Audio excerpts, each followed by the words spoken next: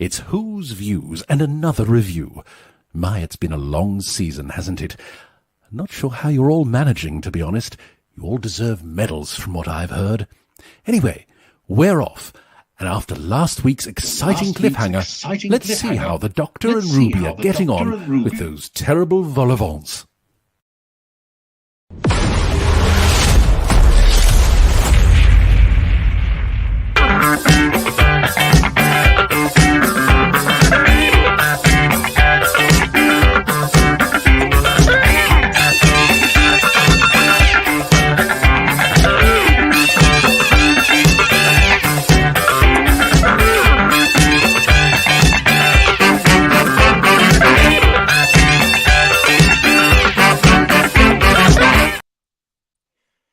Well, have you stepped outside of your bubble today to join us here on Who's Views Reviews? Or are you quite happy staying within it? Goodness me. Welcome back to Who's Views Reviews, everybody. Yes, we are here to talk about Dot and Bubble. Dot and Bubble. Oh, goodness me. And this is going to be an interesting show, isn't it? Because I'm worn out already, everyone. I have to tell you. As you can see, I'm here with Paul. I'm here with Kirsty. Justice for Ricky. And I'm here with the third Dr. Ian. Hello, everyone. Hello. Oh, listen, I want to say a huge thank you to everybody that's in the chat. We've got a lot of you in there. And of course, this is what you must have been doing this. You must have been touching grass all day today, because I know that I did after watching this. Yes, so thank you very much for joining us for this Dot and Bubble. Anyway, before we start, I just want to say a huge thank you to everybody that's been getting in touch with us here at Who's Views again this week. Thank you so much for all your comments on all the shows that we've done, and thank you very much for your emails. I want to say thank you to Mark Milford, to Stephen Wycroft, to Colin Smith, to Andrew Leavesey, and hello and welcome to Samantha Wiley. Thank you all so much for the emails this week, and thank you to everybody that emails us. You know, Kirsty, tell them where they can get hold of us. At hughesviews1@gmail.com, and I will put it in the chat as well. Yeah, she's going to put it in the chat. And of course, Kirsty and Garbage. Kirsty's not only live with us here on the show, but she's in the chat with you guys as well, as is Garbage. So thank you very much, making sure that everybody's fine, because we've had a few trolls in the dungeon recently, which is quite enjoyable, actually. I don't mind that at all. You're all welcome. I don't mind. It amuses me when I watch it back. Yeah, come ahead. Yes. That's it. So listen, let's start as usual with the overnight rating is in, everybody. Yes, Dot and Bubble got an overnight rating of 2.12 million. 2.12 million. So, as our ratings expert and statistician, yes, Bedouin told us today, it lost 500,000 people last night and is now the second least watched episode. Isn't that amazing? It's bloody awful, isn't it? Really. It's embarrassing, yeah. And it's painful. Anybody that's really sort of like watched Doctor Who and been invested in Doctor Who for years, and I mean, not just with no disrespect to the people that have watched it since it came back in 2005, but for those that have seen it through those 16 odd years of wilderness nothing, and apart from books, and the classic proper series before that, it's really painful. It's really painful. It's like that terminally ill, much loved relative that you just wish would finally just die, but keeps hanging on. And I think to be kinder to your relatives, maybe going to a home is a better analogy. I think. Ian. Yeah.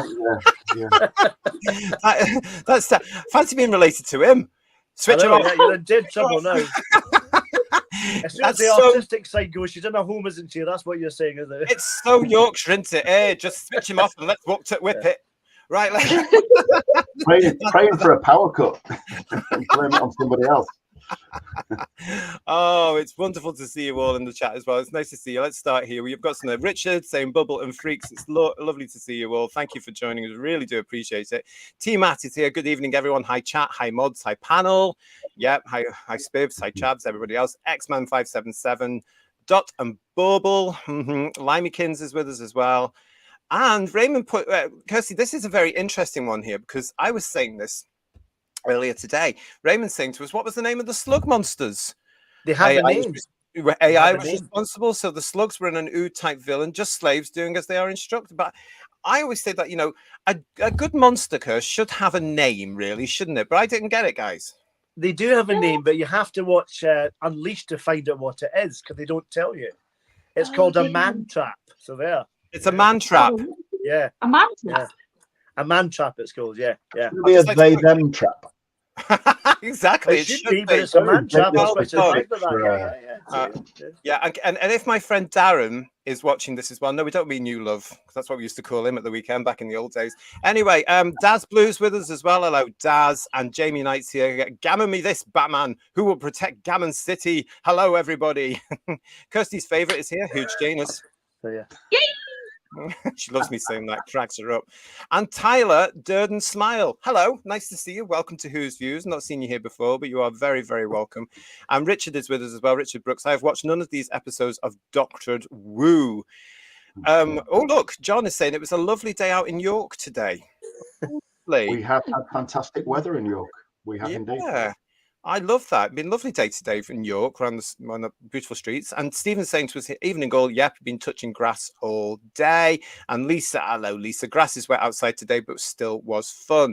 I also wanted to say as well, hello to Just Jordan, who's joining us. Nice to see you. I am so sorry. Just Jordan sent us a message earlier today saying that her dad, who's around about our age, my age, hated this thing last night. You're in good company here, mate. Honestly, you can stay with us for this review.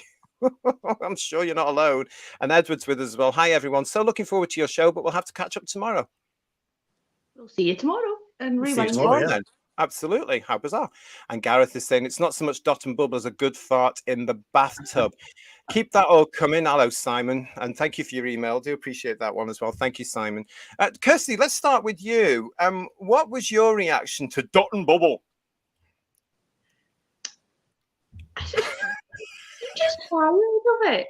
See, I watched it coming home at 4 a.m. on Friday because I've had a busy weekend, and I can't be bothered to go and rewatch it again. To the point of like this episode and where we are in the series, it's the equivalent of having someone who said, "Yeah, I won't hurt you again. I won't hurt you again. I'll change. I'll change," and then you go back to them, and then they do it all over again. And it's just a constant kind of cycle of you get brought up and then you just get dropped back down, and then it's a repeat of I won't hurt you again. It won't like I'll change, and nothing's changed. What upset me was at the end his speech to Lindy. It was actually quite good, and I was like, where has these cojones been all season? And like we still don't know his personality, and I don't agree though. I've seen some things online that they're like, oh, this is like a Ninth Doctor sort of Anger Gallic style episode, Anger how it's built from here. I don't get that. That's not, but it's just annoying. We're now on episode 5 of 8 and we still don't know his personality, and he's whacked out this scene. And the thing is though, and I agree because I've seen other clips of Unleashed as well, that Russell's like, yeah, there's racism in the past. There still is racism in the future. It is an important topic to be discussed, but we've seen him lose his rag over less and more, and he's seen more in the world, and it shouldn't really have hit him like that. He was a lot more calmer when he was with Bill, who just knocked the lights out of that guy. I'm not saying knock the lights out, but yeah, we've seen him kick off, and he's been less when someone's declined him on a journey. But really, it just came out of nowhere, that speech, and it was brilliant. It was nice to see him have more color and perform and kind of vibe of a level in his performance of who he is. But we just still don't know the Doctor, and it's getting a bit too little too late in my eyes. That it is, I just feel like I'm coming back to someone getting hurt, and then they say the change, and then you come back the next week and then it's the same thing. Because I think Rogue is just going to be 10 times worse than what we had. The girl who played Lindy Pepperbean, I think her name was Callie something. She was really good. that takes a class act to make a performance that you hate the person. No qualms, no hate on that. She was really good at that. But it's just, yeah, I'd be interested to think of, or what would it have been like if it was Matt and Karen doing it, since they pitched it so many years ago. Yes. But it wasn't worth the time. I watched it at 4 a.m. high as a kite on Red Bull and wanting to sleep as well. And I won't. I won't pick it up again. That's probably the best way not, to watch it, I would imagine. But yeah. Probably, yeah. The only way, possibly. It's not worth the time or the stress, and certainly not that performance that he gave at the end. Christopher Eccleston level, Matt Smith style speech level performance. Definitely not. It makes me wonder, Kirsty, you know, I think I might have said this on Headlines on Friday, that we have learnt in the last couple of weeks that this was initially pitched for the 2010 series for Matt Smith and Karen Gillan, wasn't it? Which I can't see that working there. It would have had to be a completely different tone to that, really, to fit those two. But as I said the other night, was it rejected because the fact they didn't think they could do it with all the technology available in 2010, or was it rejected just because it was quite a weak script? Because everyone, I think this is another case of this Russell T Davies here actually having a fairly good idea, but it's not developed enough, and it's not script edited enough, and it's bodied enough, Kirsty. This season, he's just not. It's given Marvel at the minute that they just don't stick the landing. They've got a sort of good idea, and they just they get led away by the DEI, TQI sort of agendas that they've got tick box, and it just doesn't stick the landing. Like there's the program WandaVision that was amazing, and then it just fell off the cliff. Like they just drove the van into the sea, and it's a bit like what we're getting in this episode as well. That you don't have to watch the Unleashed or that to get the proper answer. Like it should be something that you should think about. Because I did see another clip as well, going count how many white people or something are in the scene. How far did you get into it? That's the thing. Can I interrupt a minute? Yeah. I would like to know really how much of it you got from watching the episode, because maybe I'm a bit thick. Don't answer that. It's a rhetorical question. And I didn't pick up on the racist thing until the end of it. And it was only until I watched Unleashed that I got the full picture of what all this was about. So maybe I'm being a bit stupid. I don't think you are. I didn't pick up on the subtleties of it, if it was meant to be subtle in any places. I don't think you're being thick at all, because I didn't either. I didn't get that at all. I didn't see that message being put in there. But then again, I'm not a person that would necessarily see racism, because I don't believe in it. And it's not the world I was brought up in, believe it or not. And I came through the 70s and into the 80s and into the 90s. And I've spoken about this before on our shows. You know, I'm from a generation that actually didn't see the differences. We didn't need labels at all. We tried to do everything to bring everybody together and to integrate everybody. And we almost succeeded at the turn of the century. And then I don't know what reason, but God knows why, something happened around about 2005 onwards, and then people started to segregate again by saying you've got to have this label and you've got to have that label and you've got to belong to this group, and this community suddenly appeared, and it's got worse and worse and worse till we are where we are. And I have to say to you, God, Kirst. Sorry, I don't know about you, but like say in 2005, I was wee, but reading, like I was still at primary school, but I think it's earlier than that, and I think a certain event in 2001 is the thing that was the catalyst and completely changed the world, that it is labels. I didn't see the racist tones in this. I just was thinking, okay, that's actually quite a interesting point of view with technology and TikTok and all that thing. And it's all, people are losing brain cells, and especially from the pandemic, it's all online and fads and trends, and your kind of Instagrammers that are just airheads and your influencers that haven't touched grass and seen the real world. I was just thinking that, especially the Liverpudlian one, that was a bit your stereotypical airheads influencer. So seeing the racist things at the end, I was like, oh, okay. But I was just seeing them as air. what I found interesting about it was, I'm interested to hear what Jodie's daughter says about this, if she's got any comments on that. Because I think the way this was written, I'm seeing it from a 57-year-old's man point of view, what the youth are like. When I watched it, I was laughing at bits of it, made me laugh. Whether it made me laugh because I was seeing it from my perspective as an older guy, or Russell's written it as an over 60s man writing it from his perspective. I'm interested to see, I mean, because you're obviously younger than me, how you felt about the relationship with technology and how that came across. Was it patronizing, or is that how it is? Or, you know, people's perception of these things are very, very different. But I enjoyed that commentary of it. I thought it was quite funny. And that bit when she couldn't walk and stuff like that, and she walked into the post and she's thick as mince. I loved all that kind of stuff. It was very funny. Yeah. But is it slightly patronizing to the youth of today? That's my. I don't think it is, personally. I don't think it is. I really do. I laughed that. I laughed at that bit.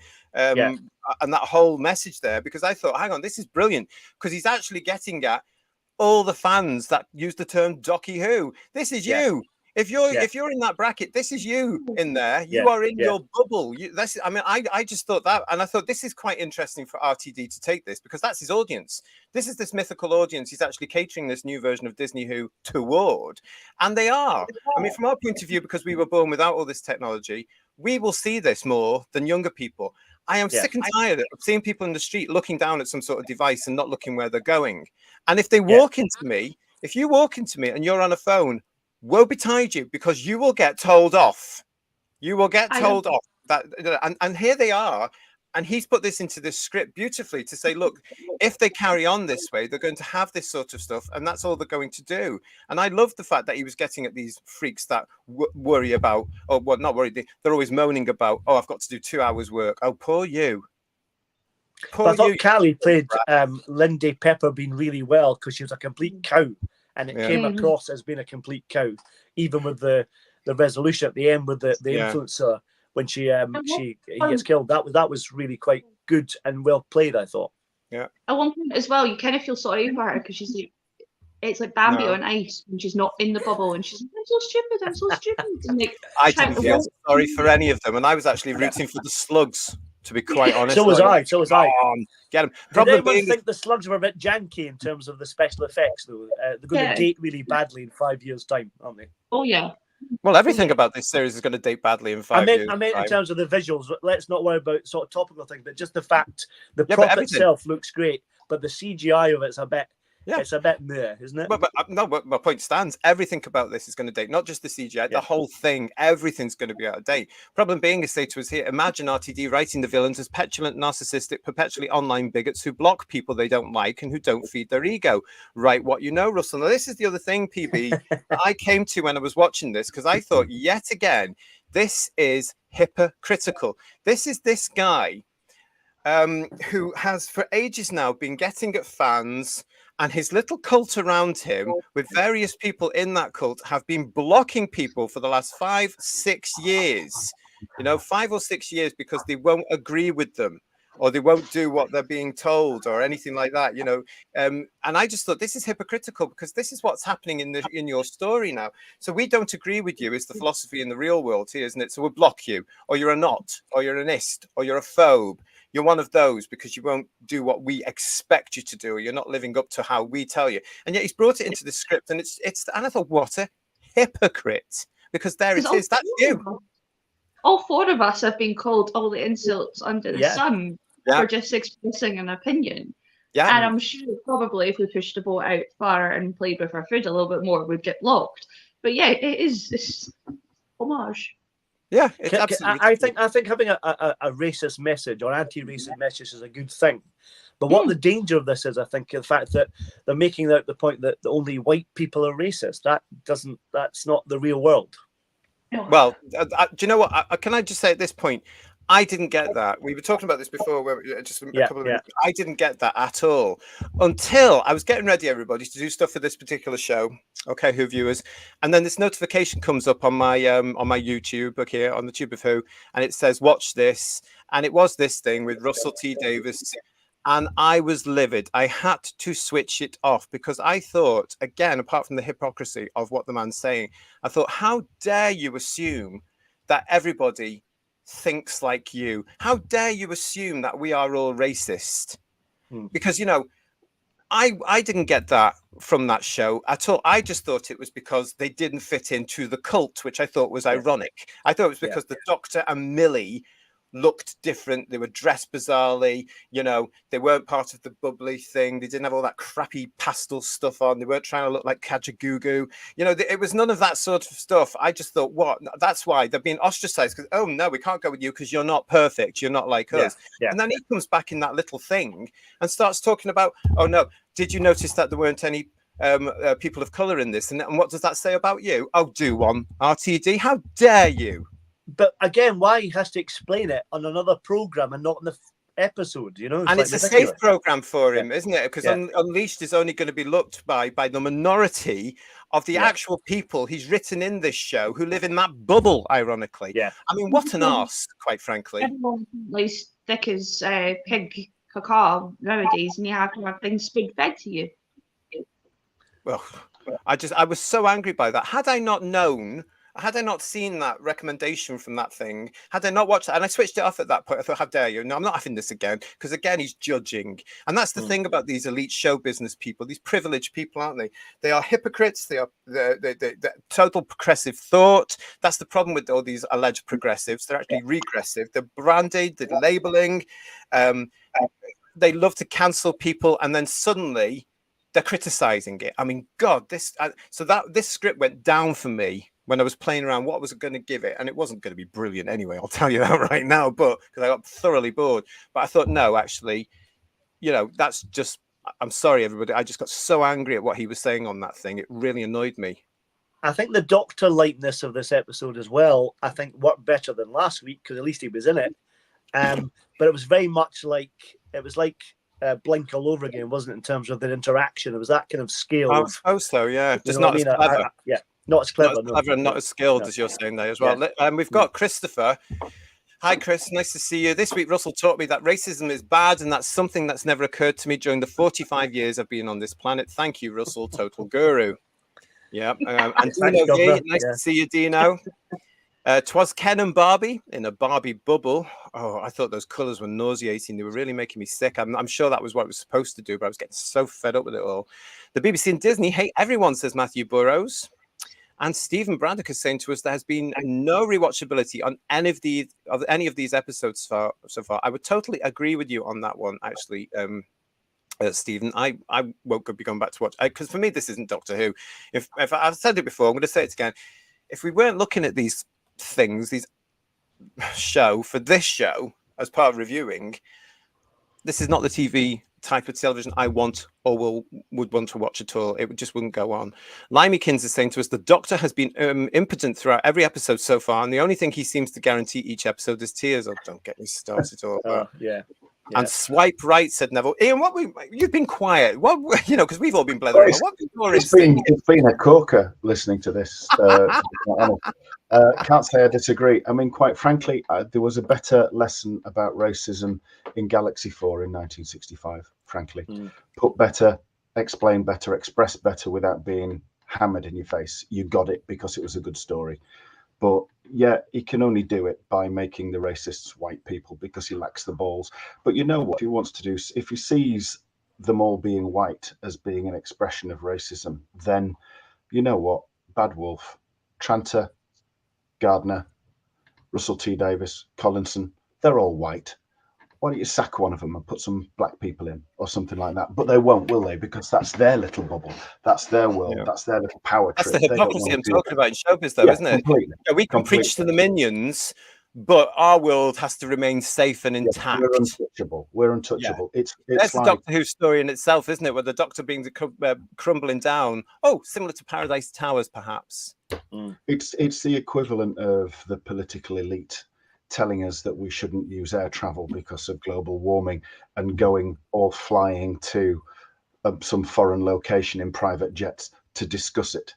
And it's absolute hypocrisy. It's okay for them, but it's not okay.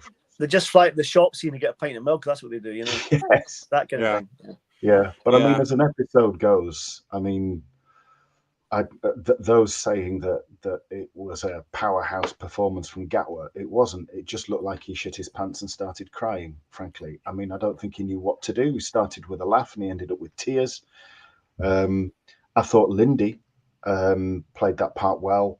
Petulant, pain in the arse, nasty, but also very, very, very childish and immature, which is, I think, what the lockdown periods during the pandemic have done to quite a few in a certain age bracket, that, you know, they lack that interaction with other people that helps them become more rounded individuals. And I think, in a sense, this kind of social isolation that they would have in that bubble environment was probably depicted quite well. I mean, she turned out to be quite a nasty bitch, quite happily seeing somebody die.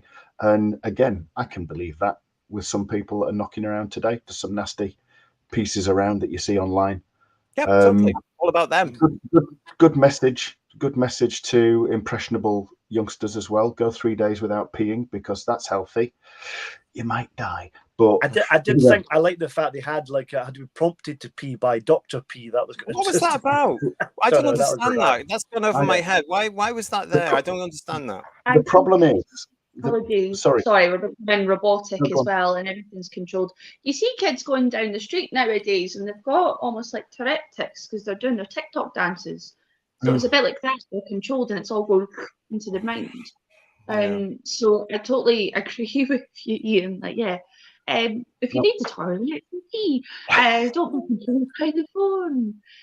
That's why you learn when you do potty training. That's how it works. You want to hope. You want to hope that that people are more sensible than that they won't just be so influenced that 3 days without pee because it said it on Doctor Who, it's fine. But actually, you know, this is the era now where when you sell a car, one of the instructions has to be don't drink the battery acid. And when you have to do that, you know that the sum total of knowledge in some people is on the level of dick shit. And you can't go around telling, because some people are stupid like that.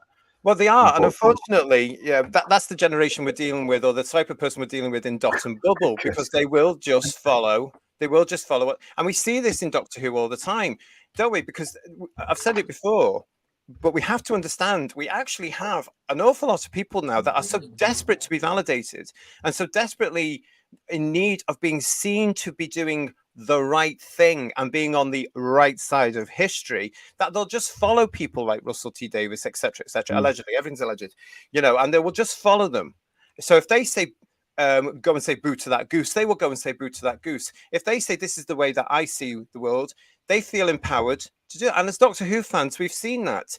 The fuss over the Jodie Whittaker casting, that's when it really turned in fandom. Oh, you're an ot, you know, you're an ist, you know, blah, blah, blah. Oh, you're a dinosaur, all this. Fueled by some of the people on the production team, fueled by some of the people that used to be on the show. And so all these gullible-minded fans felt that they were empowered to do the same. And they became more and more angry and more nasty to the point where we're at now. And this came through in this script. And I, as I say, when I'm watching this, I thought, oh, this is about a certain element of Doctor Who fan. And isn't this weird? Because that's the fan he wants. And then he twists it again. He totally twists it to say, actually, the future, all these problems are going to stay. I mean, was it Earth? Are they just humanoid? I mean, it was just absolutely ridiculous. We had a good comment there as well, if I can find it, from, who was it in the chat that said, was the racism... Oh, gosh, I've lost you. I can't remember what it was said. Oh, it was Hugh. Hugh was saying to us, was it said clearly that he was rejected because of skin colour, or just assumed? I think it was when he said voodoo and the connotations with that as well. That's when I was like, okay. Yeah. It's just cheap in my eyes. Just cheap. And you could have resolved that in a different way. If the natives didn't want to actually go with the Doctor, there are 100,000 reasons that you could put on, which is good science fiction, to say why they wouldn't. They could have said, well, thank you. So again, it's RTD with his obvious progressive extreme left-wing views stamping his thing on the show here, you know, his opinion on the show, his dictate. It's a really narrow way of doing it, because like if the Doctor was an alien, looked like an alien, like I don't know, a Menoptera or something like that, and they won't go him because he looks like an alien and they're humanoid. That's more subtle to do something like that than based on something that's more human, isn't it? Yeah, but a Menoptera is black and white though, so that would That's cause true. a That's whole true. That's host of problematic, problematic isn't it? issues. Yeah. I mean, this did seem to me like another very poor, lazy, unskilled piece of writing where he's just bashed this out and it's first draft. And as we've said before, there's no decent script editor there to say, actually, can you add this and can you take that out and can you put this in and can you put this in and can you resolve that? That's what this show desperately needs, I think, and that is missing. Because I just looked at this and just sort of like, I was so bored. I was so bored with it. I just thought, oh my God, you know? Like you said, JT, I think they had potential. It really did. And there's some moments I quite liked in it, but it didn't hold together. That was the problem, I think. That's the problem with all of them. I think everything he's written so far has had potential, but it's just not been delivered or executed correctly. And I'm not taking anything away from all the hardworking backstage staff that are putting these things on, because you can actually show that they are very hardworking and they're doing an awful lot. But it's down to the script, and the script are all. They're just hollow. They're not formed properly yet. And the Doctor's getting less and less of his own show. For me, it doesn't matter because I'm not taken to Shooty so far. But I reckon that Legend of Ruby Sunday will be Doctor Light as well, because it's all about her. You know, it'll be like a turn left or something, you know. Yeah. Graham's saying to us here, hi, Graham. I'm so surprised this entire series doesn't look better. I just can't see where this supposed Disney money is going. Every story looks pretty cheap to me. And Terry Tease is saying to us here, Shooty almost seems like a sidekick for a storyline in the show. I wonder if they realized too late that he's not able to carry the show. Well, I think this was also, this was recorded before the Church on Ruby Road. So this is after 73 Yards, and then it was this, and then it was Church on Ruby Road. So he was still committed at this point to sex education. So that's why he couldn't be there for these two particular episodes. So I don't think they saw anything, but no, I don't think that's it. And Robert is here. Hello, Robert. What's Robert saying to us? The monsters were not needed as the dots could kill people themselves. It's a good point. And it was AI taking over again, wasn't it? Like the ambulances and Boom, wasn't it? Very similar idea as well. Mm-hmm. Yeah, actually, very true. Sam is saying to us here, hello to everybody in the chat. Lovely to see you. If you're new to us and you haven't subscribed to the channel, please subscribe. You're very, very welcome. If you're not in the chat yet, come into the chat. As you can see, there's only 4 of us on the panel today because Jodie can't be with us today, but I do have a list that she sent me of comments, so I'll work those in through the show as well. Sam is saying to us, problem I'm having with this series, at least the last 3 episodes, is that the episodes are drawing me in. I'm interested and invested, but the endings are leaving me flat. Well, that's an interesting point of view. Yeah, interesting that. Yeah. What do you make of that? Well, it's funny. My wife said that quite a lot about New Who, that it doesn't have a really good denouement. It doesn't kind of come to any really good conclusion. It's all a bit rushed, you know. So I think I've heard that quite a lot, actually. Really? Yeah. Yeah. I've found as somebody that's come back to it just because we do it on Who's Views from the Tennant things. I'm sitting down now with none of the interests that I used to have when Doctor Who was good, or for my original Doctor Who, proper Doctor Who. I'm just sitting there going, right, okay, I'm doing this purely for a review purpose. You know, that's it. Yeah. Yeah. There's no excitement. You think, oh, a new episode of Doctor Who. Is like, not interested. I'm not interested at all. Yeah. And we all come from that aspect of how it was a family sort of Saturday night sort of thing, is a family thing that you'd all, wherever someone's out, or it's the whole gang, that you would sit and have your family quality time watching this. And it is now, it's just, we're doing it so you don't have to. We're taking one for you for the team. And it's lost that excitement. And I don't know if that is to do with technology as well, or just the aspect of the show. It's RTD. I think it's RTD cursed. I think he thinks everything in science fiction is problematic. So you can't show this and you can't show that because the minority audience he's pandering to will go, oh my God, I'm offended. Oh, I must rinse my hair blue immediately. You know, and I think that's what I mean, look what he's done with Davros. That's the big thing here, isn't he? Can't use that because it's problematic. So everything else, therefore, is problematic. You can't possibly show anybody, as we've discussed before, in a bad light. Unless they might be white and heterosexual, of course. I want to say Elizabeth Knightsbridge is in the chat. Hello, Elizabeth. Nice to see you. Welcome to Who's Views. And she was saying there before on one of the chats that the monsters eating people by alphabetical order was just nonsense. Now that is something I know that Jodie would agree with you with, because one of her notes here was basically exactly that. Utter nonsense that they were picking the victims by alphabet. And Richard is saying the same thing. Alphabetical order is the domination of the patriarchy. These bigots need to give way to Doom, who can save us all. Now, don't go mad on the show, okay? Richard, don't go insane. But the thing about it is, it gets back to the idea that it's the AI, the dot that's taken over. They didn't need the slugs, the man, what they call them now. Man traps? Man traps, yeah. That's how memorable they are. Yeah, they didn't need them because the AI that was doing it all. So what was the point of the slugs in the first place? Seemed really pointless. As much as I like the slugs. Where did they come from? How were they on the home world, but also on this one? How did they get there? Now, that's a great point.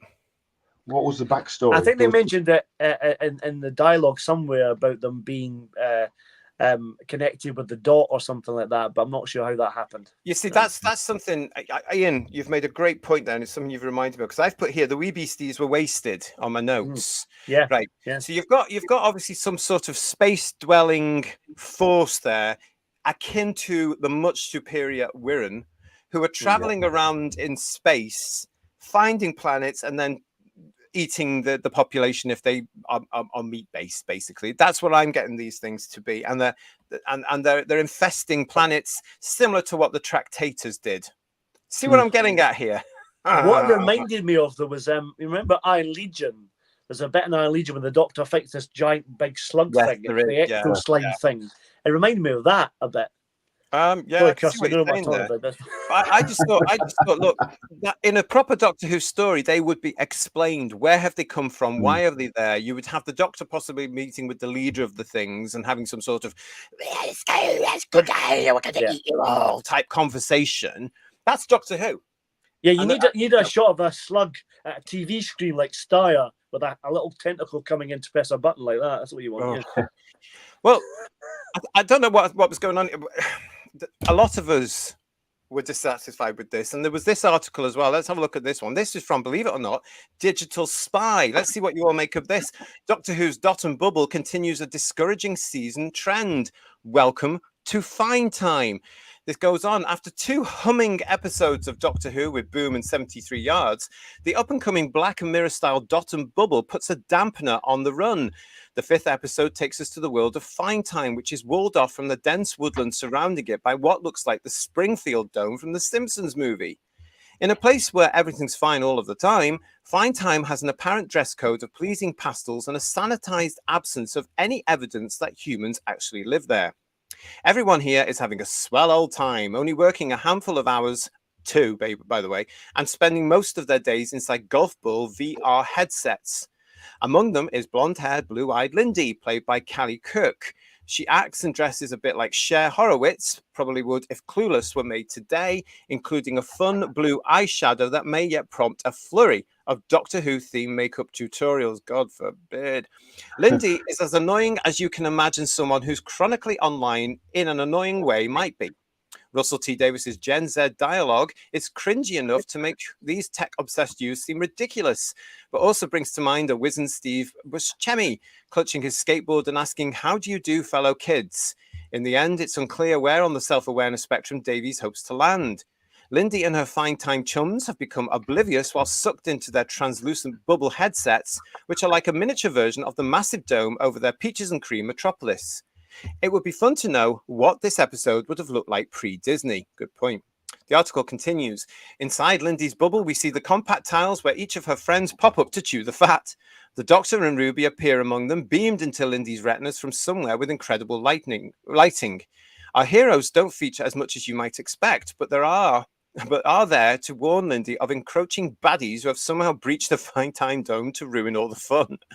As is shown in the episode's teaser, we first encounter the monsters via ominous off-screen gurgling.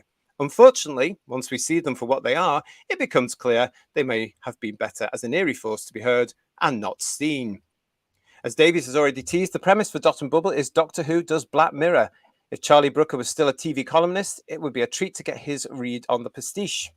It's certainly bleak enough to merit the comparison, but Dot and Bubble joined several other episodes this season in the doldrums. Every installment, aside from Boom and to a lesser extent 73 Yards, has brought a brilliant premise that just doesn't have the requisite follow-through. The episode's chief theme, which we can't share, which we now know, is an ambitious one which appears almost from nowhere after we thought the principal concerns of the episode had already been settled on. Despite another stellar turn from Gatwa, the upshot is clunky and disappointing. You end up wishing the show had tackled its subject matter in another, better way. Dot and Bubble looks great, much like Fine Time itself can be deceiving, and what's underneath lacks the substance to match the style. Maybe it's why the place is called Fine Time instead of Super B Time or Prime Time, because the experience of watching it was just fine. When was the start turn of Shooty? I must have missed that. I don't know. Did you guys see that? Blowing smoke up his arse, don't they? Mm. They really do just keep blowing it up there, and you know, it's bizarre. I quite liked him in the giggle, but since then, yeah. So. You see, I didn't, and I haven't warned to him because I don't know. Last night it got to me. It really, really got to me. Now, this talk, this speak. The way he talks, that's not the Doctor talking. And Matthew's pointing it out here. I know at least 3 gay people who would be angry at the gay cliche Gatwa projects. I mean, I could imagine Michael Stipe being pissed at this. I mean, it's too camp. And I didn't like that bit where they're in that, the bubble, the communication device, and they're talking, and they argue over the pop star. Did you get this bit between? I mean, yes, this is where they're all arguing over the pop star, and I thought, actually, no. One thing is, the Doctor wouldn't necessarily know who the pop star is, but he certainly wouldn't be gushing after him and arguing with his companion about saying hands off. That's not the Doctor. The Doctor is an alien. He's a Time Lord from the planet Gallifrey. He is above all this sexual nonsense. But here it comes, and hold on to your hats, because I think it's all going to be here next week as well. And I think next week I'm going to be raging. He's not the Doctor anymore, honey, is he? Let's face it. Oh, I can't stand it. How many times did he say all this nonsense last night? I just cannot stand. Why have they given the Doctor this alienating, because they're trying to pander to the audience that just isn't coming. I don't think they've given it to the Doctor. I think they've removed the Doctor and they've just made it Shooty Gatwa.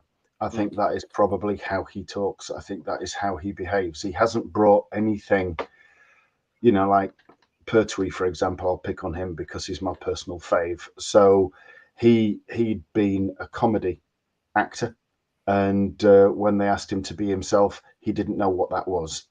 So he formulated something, and it was bloody good. Gatwa is just Gatwa. I mean, my daughter was watching this one.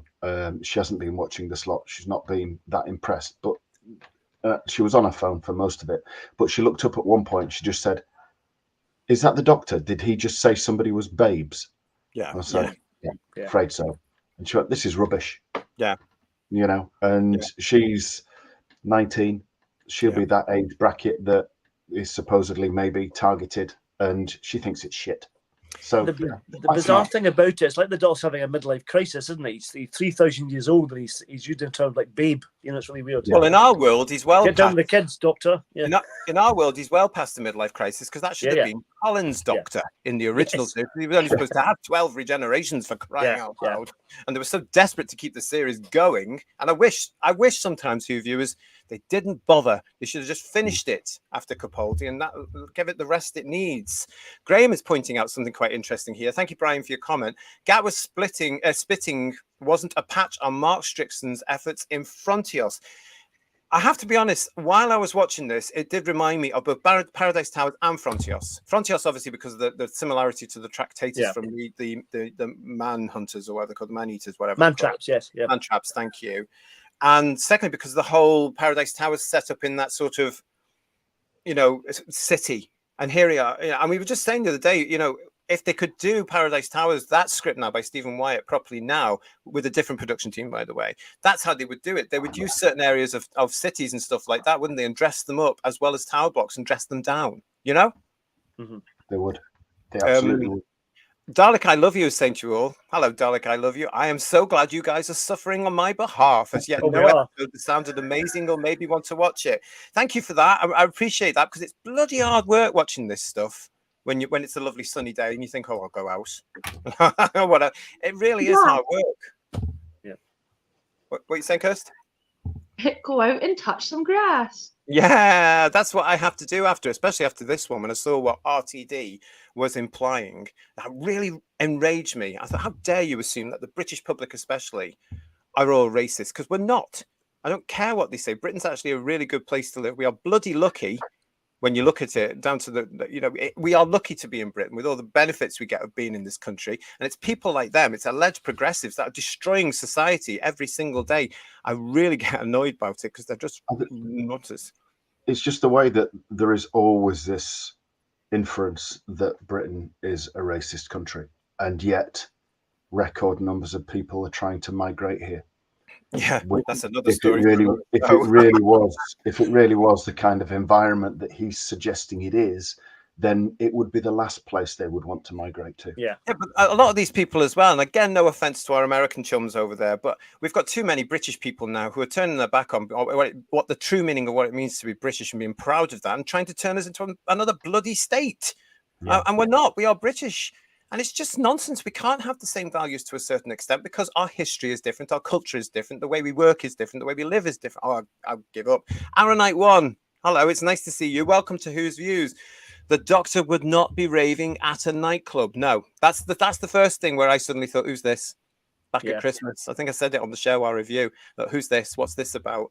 And Richard is saying to us, there's no world building in Doctor Who anymore. Just fire and forget villains and stories. Nothing on the level of Robert Holmes' level of storytelling. It is paint by numbers, isn't it, to get something out every week? That's what it seems to be.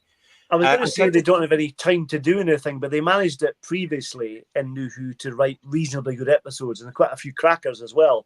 But they've really lost the plot now. Yeah. One person that should know. Oh, go on.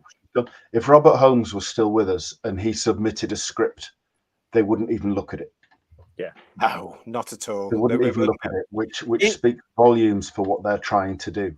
He, if he delivered now something like Caves of Androzani, they wouldn't look at it at all. No, because it's too problematic and it's got war. Yeah, they wouldn't give it the time of day.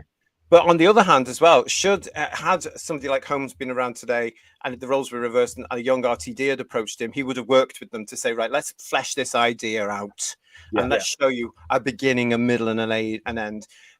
We've got here as well, agreeing with you, Terry Tease is saying Ian's correct. They have removed the Doctor. This is the way he seems like a sidekick. He does, doesn't he? I think Ncuti would have been much better as a companion because he's not making it for me. He's not getting the. I'm not seeing the gravitas of the Time Lord.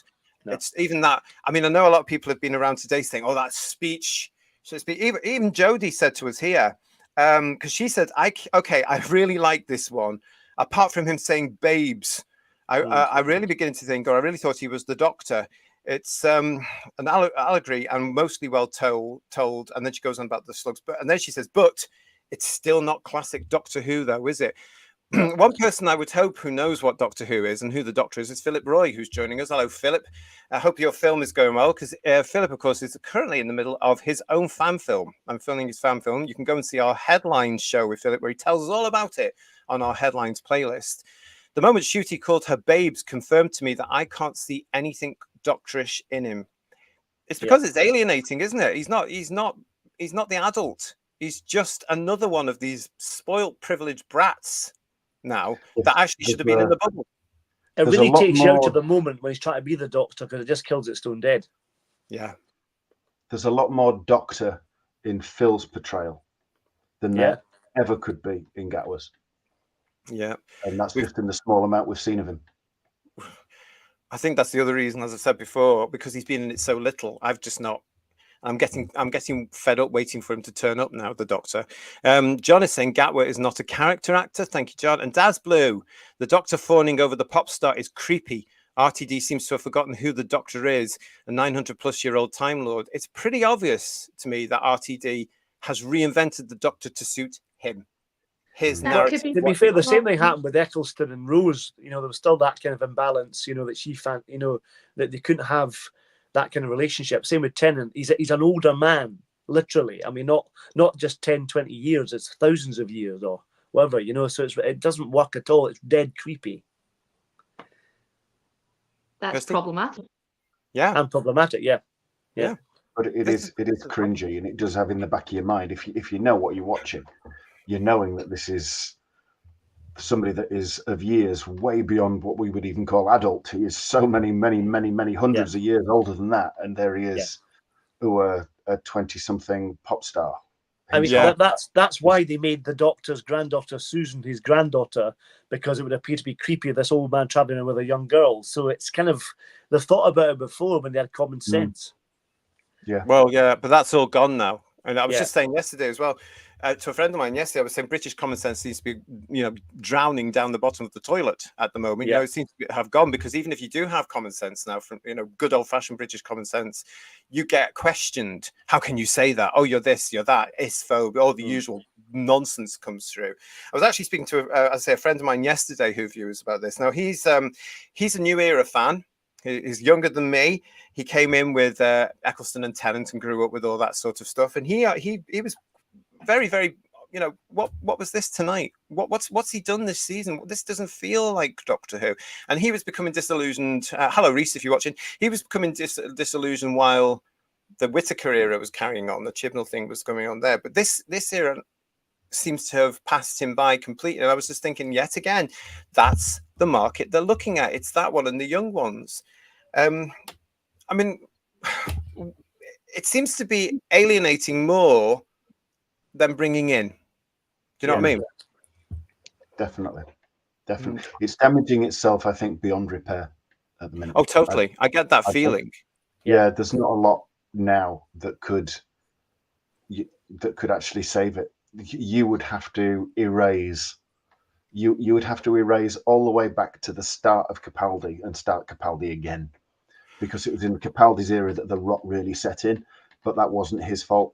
But if you could start from Capaldi again without all the shit, then perhaps it would be savable, because he was a bloody good actor. But you're not going to be able to do that. The BBC don't have the balls to do that, and it's like I say, unplug the life support, save the lecky. Is it going to be time? We know that series 2 is in the can. But Paul is saying to us here, I think we will be hearing soon that RTD will be stepping down. I bet the BBC are pissed off over the dire ratings. I think it was really probably naive of him to think that he could strike gold twice, don't you? Well, not with the way he is now. I mean, I would have started to pull the agreement as soon as he started kicking off at the Attitude Awards and stuff like that a couple of years ago, and calling all Tory voters murderers, which is still not being addressed officially, because you can't do that. I mean, that was just ridiculous. And again, it's empowering a certain amount of fans, as we have illustrated on this channel before, to take that philosophy and emulate it and copy it and say the same things, because these people, whether we like it or not, are role models, and it's about time they actually rediscovered themselves, grew up and started acting like it, because they're dealing with the very people that were in this episode of Dot and Bubble. The ones that have been shifted off to another planet for a particular reason. And that's the thing I wanted to ask. That reason, I've come to the conclusion that they were shifted off the homeworld because they were narcissistic, thick, privileged, spoilt brats. Was there a reason given into this? Is why or am I right? Not that I remember. I don't think there have been a reason particularly, but it's a bit like that. Those ships in Hitchhiker's Guide to the Galaxy, when they're all on the different ships and they've got the hairdressers and all the people who don't do jobs that are very exciting or very worthwhile going off in the ship to the middle of nowhere. It's a bit like that, isn't it, really? Yeah. The Golga Frinchums. That's the ones, yeah. You could have... Sorry, I saw it more as like because they're moaning and they're in a younger age bracket, that it was almost like a privileged boarding school. They get shipped to time. Yeah. Because mum and daddy aren't actually maternal, paternal people. And it's all technology, and we're done with you. You can survive on your own, and it's like a boarding school of privilege. That's how I saw it. I mean, I understand that. I've just been thinking that myself. And you could actually have set that in one big universal university, Because the parallel with what they're teaching the youngsters across the world today in these universities is nonsense. It's all far left ideological nonsense. If you've got kids, don't send them to university. Get them out working quicker. That's what I would say. Let them discover life with older people rather than being preached to by Guardian champagne drinking.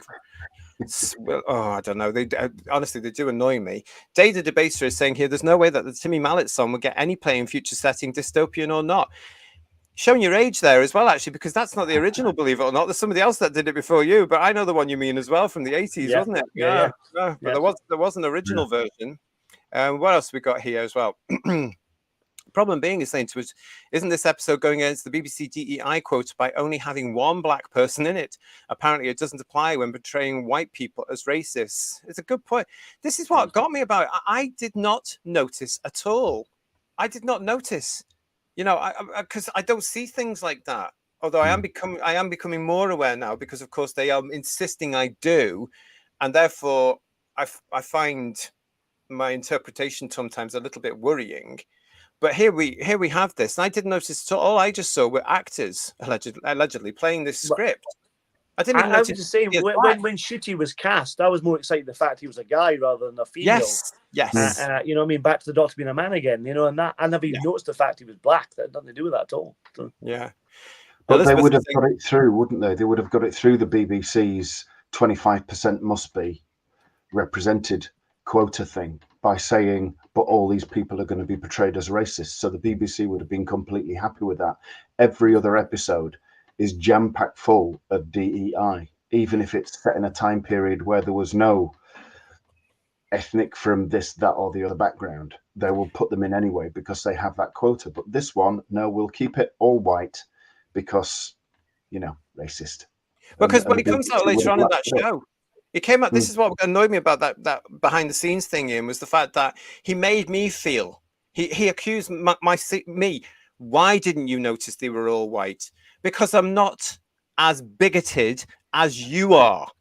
You know, I don't care. And then he goes on about saying you should have known. It implies you should have known, or you should have seen that this was all an all-white cast, because all television now is diverse, and it's enforced as well. It's enforced into everything, including adverts.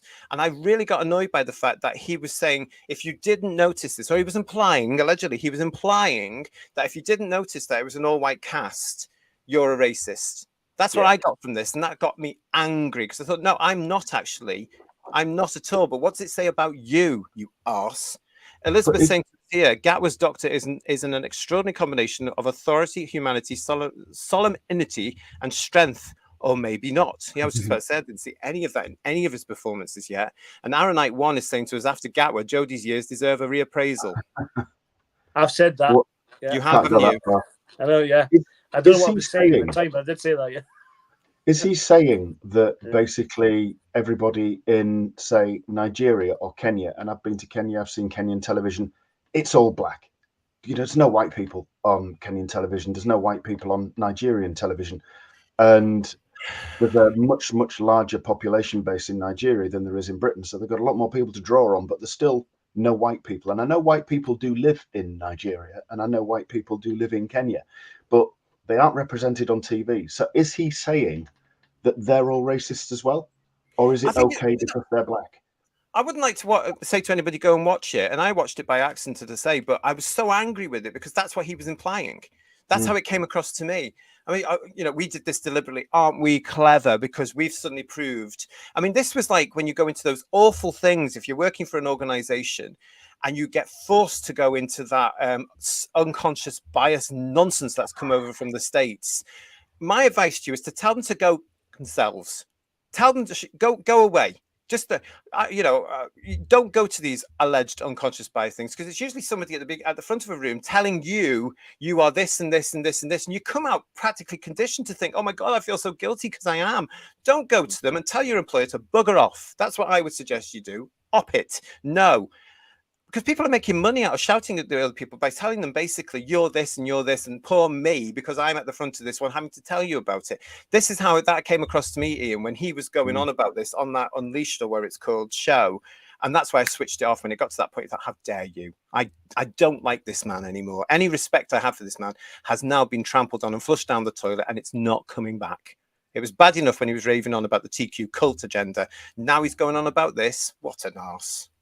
Like I said, it's really bad writing if you have to explain the story every week on a documentary program, because there's not explained in the story. Isn't it? Yeah, that's ridiculous. And why would you? Because not everybody's going to watch that. You know, the figures are not as good. I was going to say they're not as good as the main episode. They're probably better. But they are ridiculous. Superlev said he went to the pub instead of watching. You are wise, my friend. Yeah. You get much better time there, I'm sure. And TARDIS Travels is saying the BBC is always saying that this country is racist. It's one of the reasons I have stopped my license fee all those years ago. Defund the BBC. Hashtag defund the BBC. If you are paying a license, have a good... have a good chat with yourself. Why exactly? And then go through the proper procedures to get rid of it, because they just don't like the British public, because we won't bend the knee and we won't do what they're telling us to do. Kev is with us. Hello, Kev. The upsetting thing is that the BBC can do good dramas. The Outlaws, for example, as well as Life on Mars, Ashes to Ashes. Yeah, I mean, the problem we've got now, of course, is thanks to everything that went on in the 80s politically, everything's now franchised, which gave the rise to all these independent production companies. Now, on one hand, I understand that, and I'm quite grateful for it, but it did destroy the BBC because they farmed out everything. One of their last remaining children's TV programs is Blue Peter. It's about to go independent, with BBC Studios controlling the range, just like it has done with Doctor Who and Top Gear and its other big ones, Strictly, etc., that it makes money from. So poor old Blue Peter is either going to go up there or it's going to go down there. It might join Doctor Who down there now rather than up there. And that's the problem with it. I mean, everybody forgets now, the BBC don't do anything. They just buy it all in. The bizarre thing, though, is that independent production companies like Bad Wolf, for instance, you said yourself that Discovery of Witches was quite good. So they have the potential to do good stuff, but without Russell. That would be good. Yeah. I think it's the industry as a whole now. I'm a big fan of Discovery of Witches, as most of you will know. I loved that series. It was produced by Bad Wolf Productions. That's why I was slightly excited when they were announced that they were going to take over Doctor Who.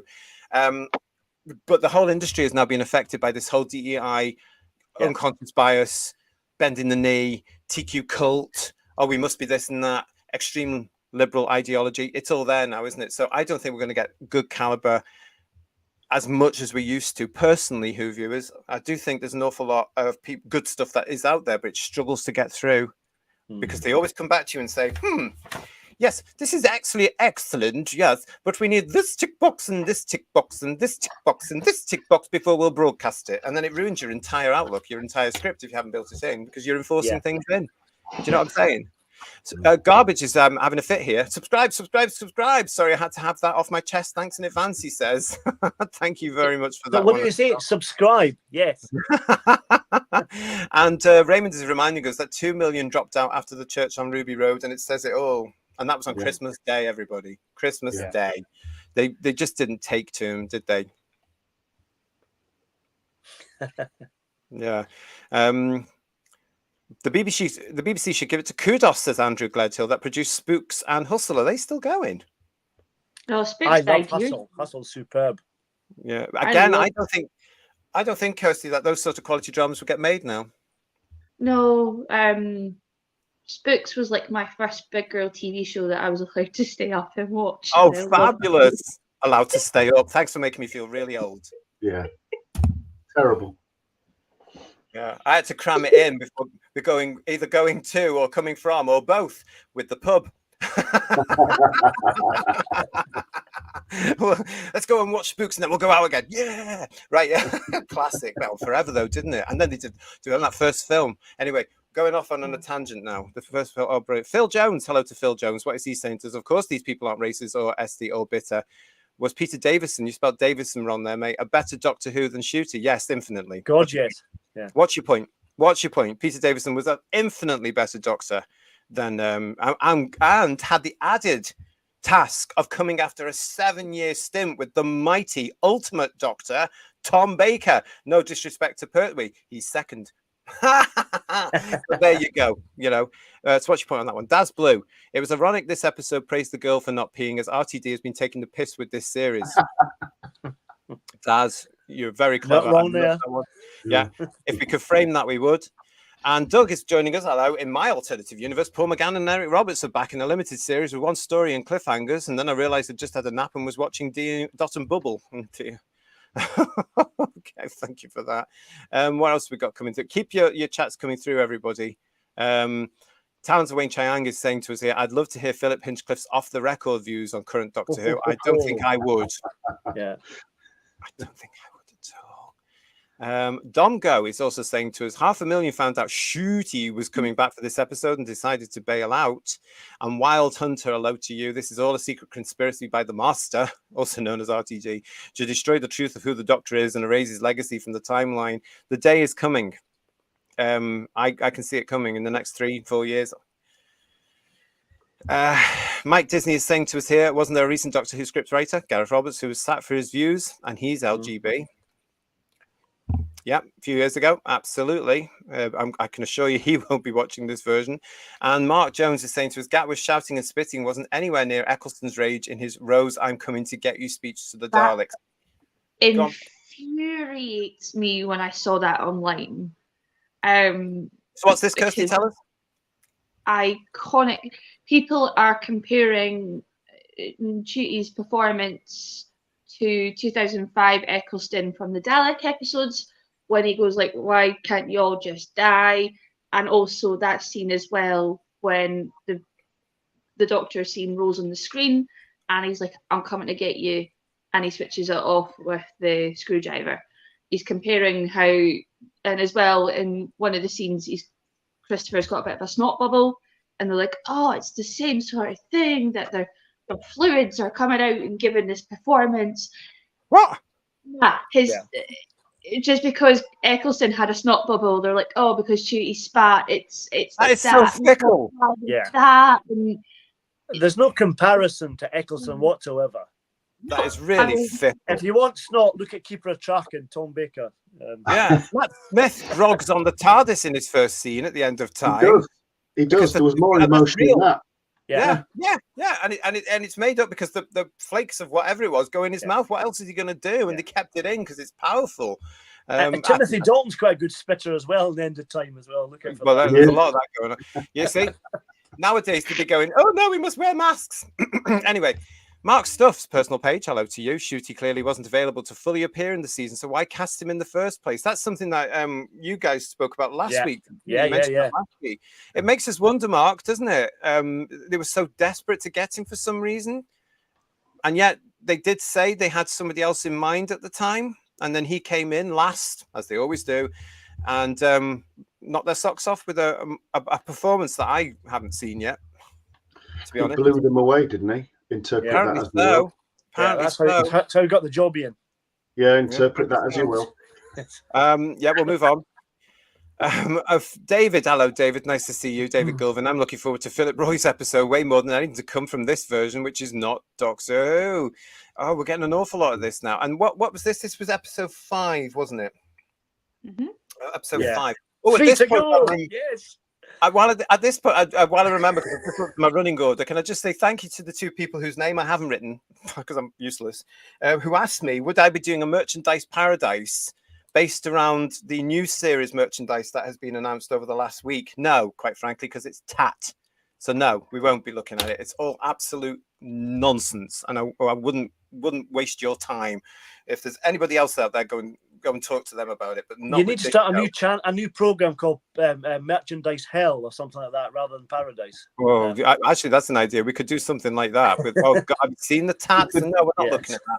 And the following every week they come out with something. Objet d'art. Just throwing that out there. Objet d'art, absolutely. Hello, Rob. He's saying to us here, this one's written as a gay caricature. That's truly the offensive thing. It's not even that, is it? I mean, it's. I know what you're saying. It's a sort of that whole thing about the Q lot there and how they. But I'm still seeing Eric rather than the Doctor. I'm seeing Shooty's character from Sex Education, Eric. I'm not seeing the Doctor. It's not enough of a difference for me. I mean, He's got no again, range. well, going back to what we were saying there before, the difference with Peter Davison was you didn't see Tristan necessarily. No. You know, you didn't see that at all. It was a completely different performance. Here, I'm seeing Eric. Do you understand what I'm trying to say? Yeah. And with Davison as well, you didn't see, because at the same time as it was in Doctor Who, you know, you didn't see the brother in Sink or Swim either. Yeah. Which he was doing at the same time, or the Doctor from A Very Peculiar Practice. You didn't see any of that. You saw the Doctor, his interpretation of it, and is it just me as well when he goes, when Gat was there, like, and I can't even buy into it with the way he says it and the little way it goes up at the end when he says, "My name's the Doctor." It bloody isn't. It's a title. It's a title. His name's not the Doctor. It's a title. No. That's why Tom Baker, all the others would say, "I'm the Doctor. I'm the Doctor. I'm the Doctor." My name's the Doctor. It just shows, doesn't even get. Unless you're Peter Cush and you say, "I'm Doctor Who." Doctor Who. Yes. Yeah. But you can believe that more than you can. You can believe that more. Yeah, definitely. Yeah. Well, but again, acting quality. I mean, this is something that I was saying this last night, watching this thing. They're not churning actors out the way I know actors to be, understanding their craft, understanding how to build a character, how to research body. It just seems to be all, and I'm not saying it's all of them. There are some quite great new up and coming actors out there, and we do see them, but they tend to stay in theatre an awful lot, or they don't get the actual break. I think an awful lot of these people that are coming out and making it onto television, I don't know. They just seem a bit fey. Do you know what I mean? They're just not. Like I said before, it's the fact there's no rehearsal. It's rehearsal recording. There's no weeks rehearsal for an episode or whatever. There's none of that time to develop anything, like we've said. And he's not had a chance to develop a character. I mean, what did he say at the audition? How are you going to play it, Shooty? What are you going to do with it? You know, at least Tom had the balls to say, "I don't know what I'm going to do with it," but he did it beautifully. You know. Yeah, and that's where your producer comes in and your script editor comes in. You get that support, don't you? Yeah. And that doesn't seem to be happening here. Jamie is saying to us, different incarnations have slightly different personality traits, and maybe the Doctor is going through a midlife crisis or coming of age. It works for me. It doesn't work for me, I'm afraid, mate. I don't see it, Jamie. I don't think a Time Lord should be going through a midlife crisis, because Time Lords are supposed to be up there. They're supposed to be up there, aren't they? Well, there should be no crisis at all. He's renewed, he's regenerated, he's fine, he's relaxed, he's chilled. You know, what's the problem? That was the whole point of it. Oh, yeah, that's a very good point. That is a very good point there. Yeah.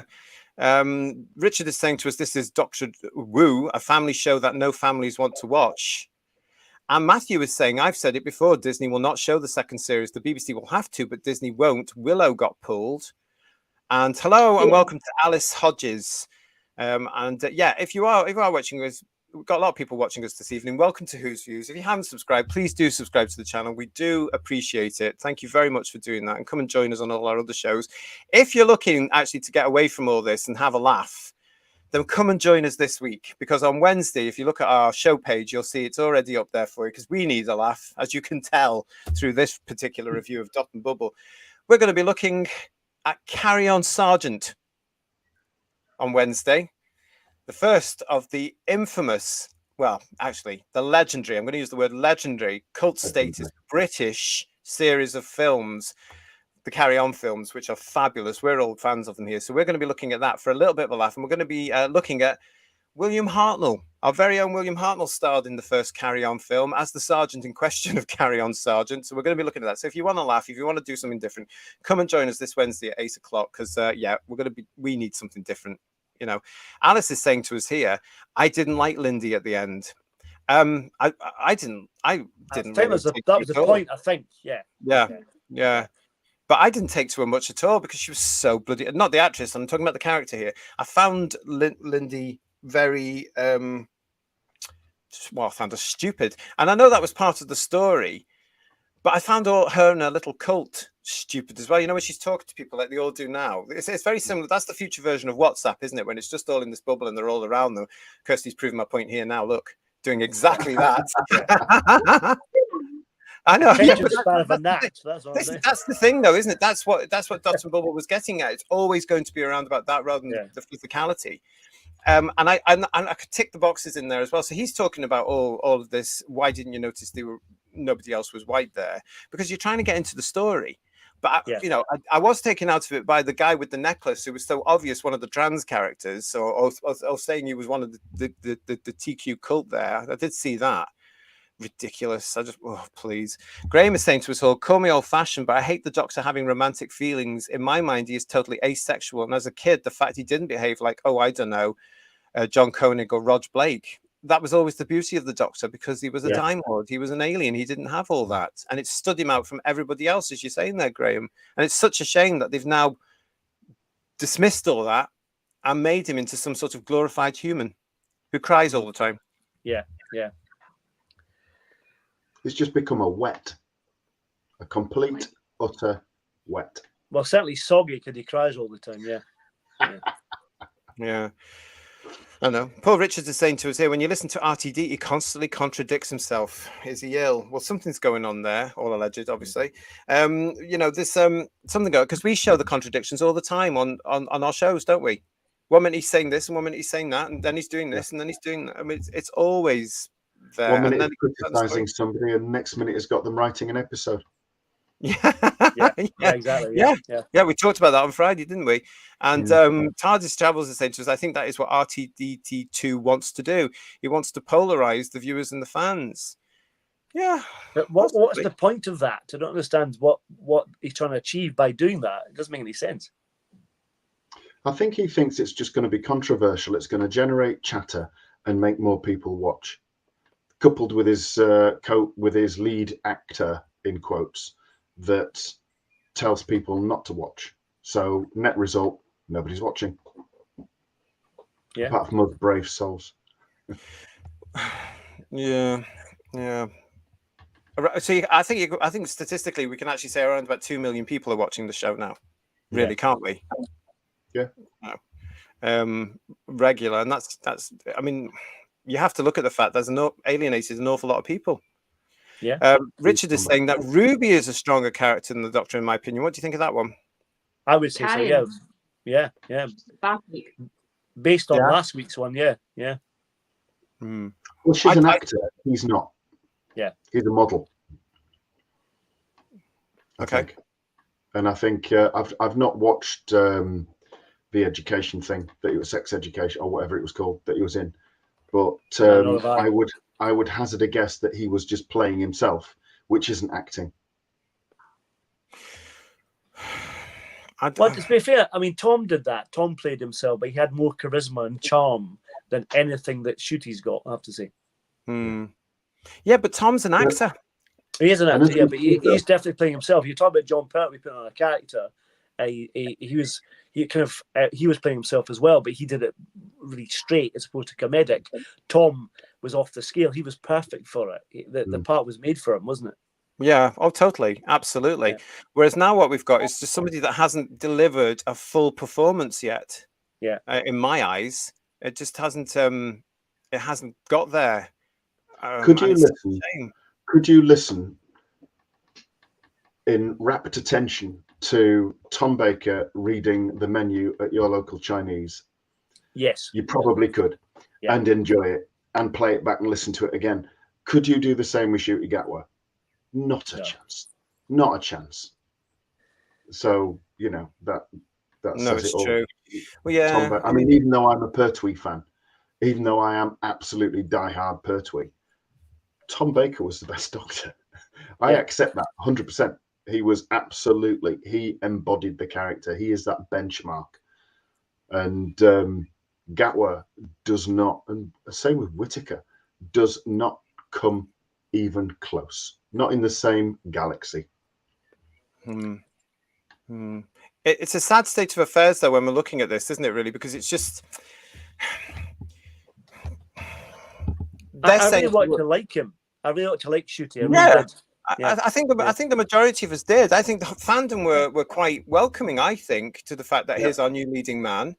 And then they started throwing all this stuff out, just like they did in 2017, 2018, and it alienates us all again.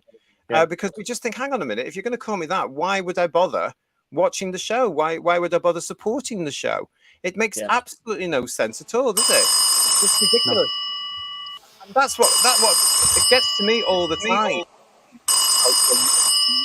What this is. Right. Thank you for watching Who's Views. Let's see who's on the phone here, everybody. Let's see it. Hello, this is Who's Views Reviews. How can I help you? Hi, is this Who's Views? It is, yes. I'm a Whovian from the States, and I've been a fan of Doctor Who since at least 2018, and this is the best Doctor ever. Okay, well, thanks for that, everybody. Bye. Yeah, that, Mr. Was Soy that James Boy Monsoon? There was. That was Mr. Soy Boy phoning in to make sure that we know exactly that he's not happy. But Mr. Soy Boy was there, everybody, for that one. Well, yeah. So listen, we are talking about Dot and Bubble, unfortunately. But we are talking about Dot and Bubble here on Who's Views Reviews. It's nice to see you. As I say, if you haven't subscribed, if you're new to the channel, please subscribe to the channel. We would really appreciate that. If you have subscribed, just have a check and make sure you're still subscribed, because we have been getting Who viewers telling us, actually, I subscribed to you and it's disappeared and I've had to resubscribe. We don't know what's going on there. Haven't a clue.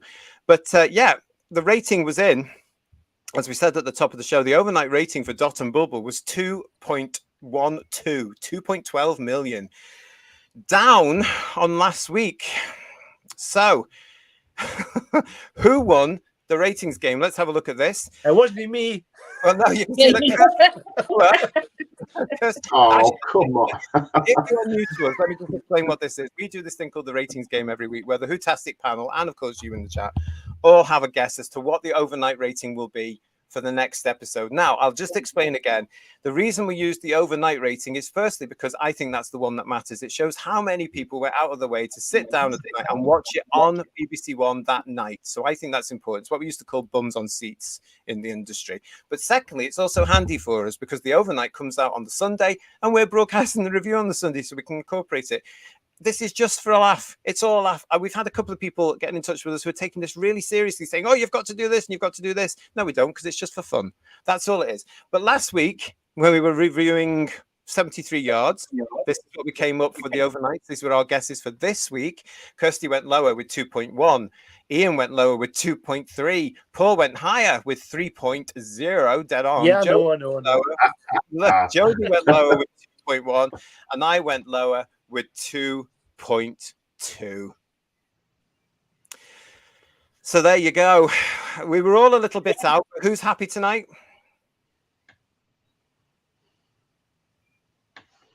Who is happy today? No one's happy tonight, I don't think. But I think the nearest would be you and Jodie, to be quite honest, Kirsty. So you're on a winning streak. You've got 4 Who's Views pencils coming your way. Jodie's getting one as well. Entire That's pencil almost a set, box that one. you've got now, Kirsty. She's doing very, very well there in that one. In the Do you want meantime, the Who's Views pencil case next? That'll be it. There, yeah, exactly. Yeah. well, who knows what will happen when we get to 1,000 subscribers. Anyway, it's time now for us to play the ratings game.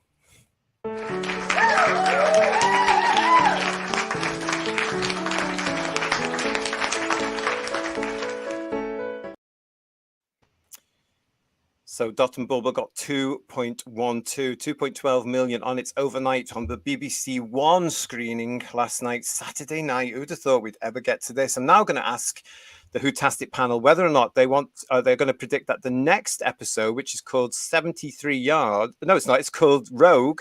Don't go back again. We're not watching that again. It's called Rogue, the next one, isn't it?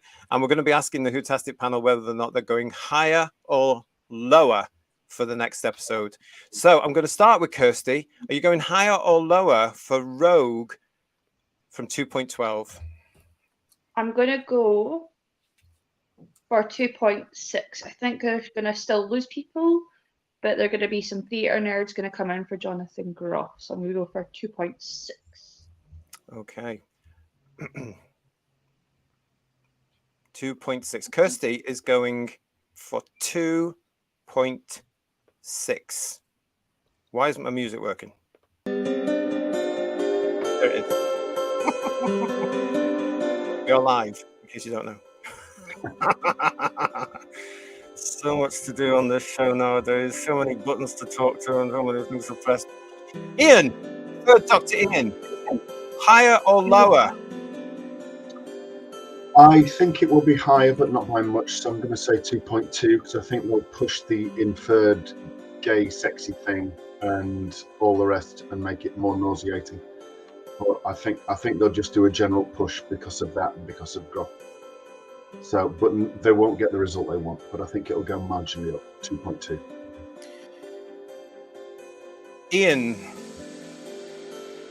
Hey. the rainbow flag people will watch an episode of Doctor Who because Jonathan Groff's in it. And it's gone for 2.2. Paul, you're going to go higher or lower? I'm For going to go Rogue. lower because I think this could be the worst episode so far, and that's saying something. I'm going to go to 2 million on the dot, but not the bubble. Paul?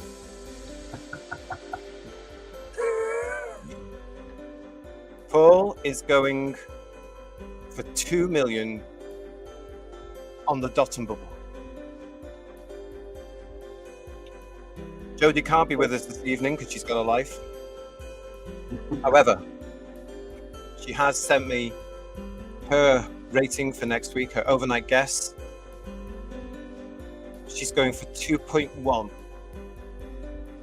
2.1, everybody. I think next week can't see Jonathan Groff being a big draw. There's a lot of people like me have never heard of him. Me neither. No, he might be big on Hollywood. He's obviously using a mirror.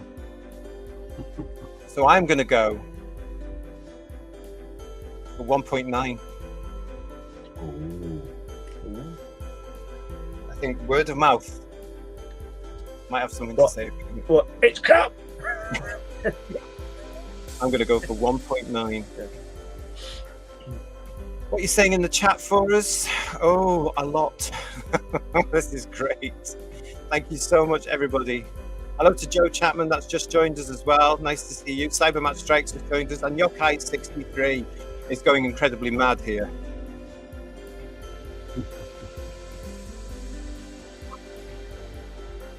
Thanks, Yokai. Random Thumb Vids, nice to see you as well. Welcome to Who's Views.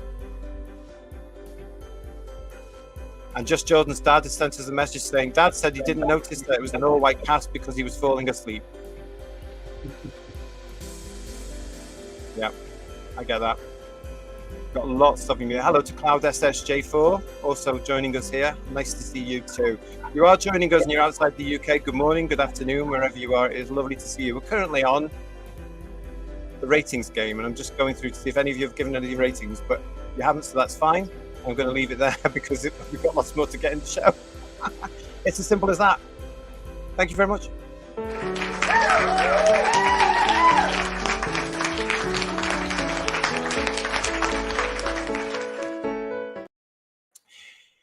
You can always come back into our comments if you like and put down your ratings there for you as well. But, you know, on a program I used to know years and years ago, we used to say, don't write in, it's just for fun. Right, so there we have that particular one. What else we got for you coming up now? We've got this actually when it comes to Dot and Bubble. What are you all going to make of this? What are you saying? Who's talking to me? Nope. Okay. Right. We've got this coming through now. This is from The Independent. Now, The Independent would label itself as progressive. One of those sorts of newspapers, one that I wouldn't even put my chips in, basically. But here it is. What do you make of this one? The headline is Doctor Who Dot and Bubble Review. Russell T Davies goes all black and mirror. Now, notice it gives it 4 stars out of 5 for this, okay? Ncuti Gatwa and Millie Gibson star in an episode where the message is that the social media turns us all into snarky dimwits who struggle to navigate the world without devices in hand. Now, this is a bit of a piece, as usual, everybody. So bear with me as I read this out and let us know your thoughts with this. Guys, you're going to have to let me know as well after we've got through this. So here we go.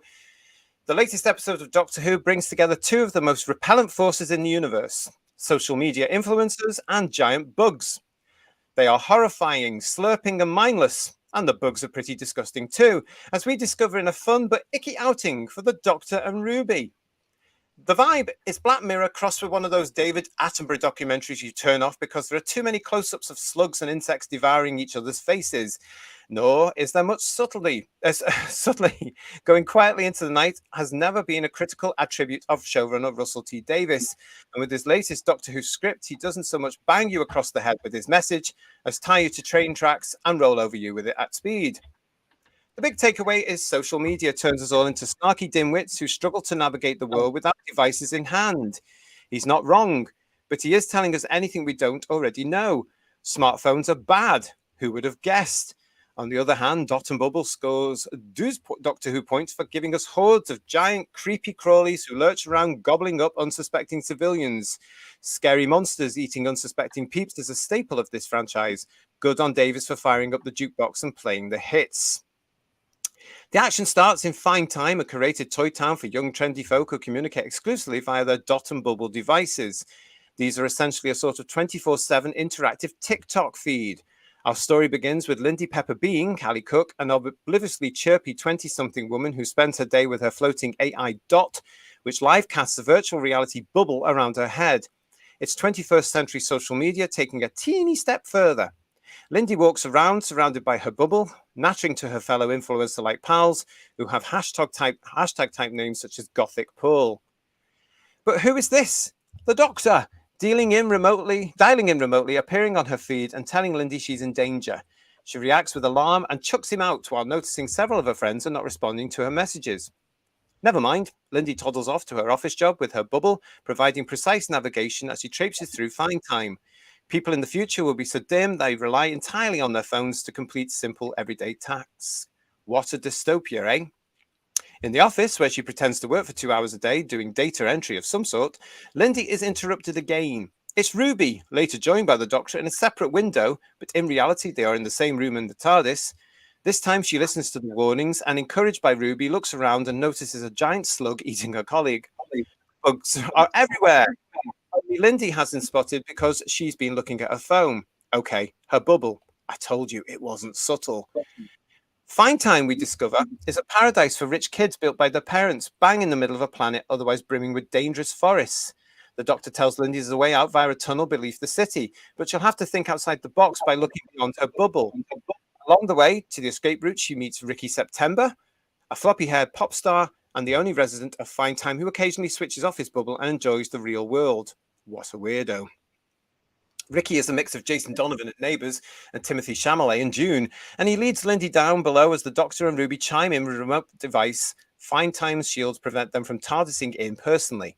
Lindy is confident their parents on the homeworld will save them, but when Ricky places a call to the old sod, he discovers that the other planet has also been overrun by the slugs, a fact he keeps from Lindy.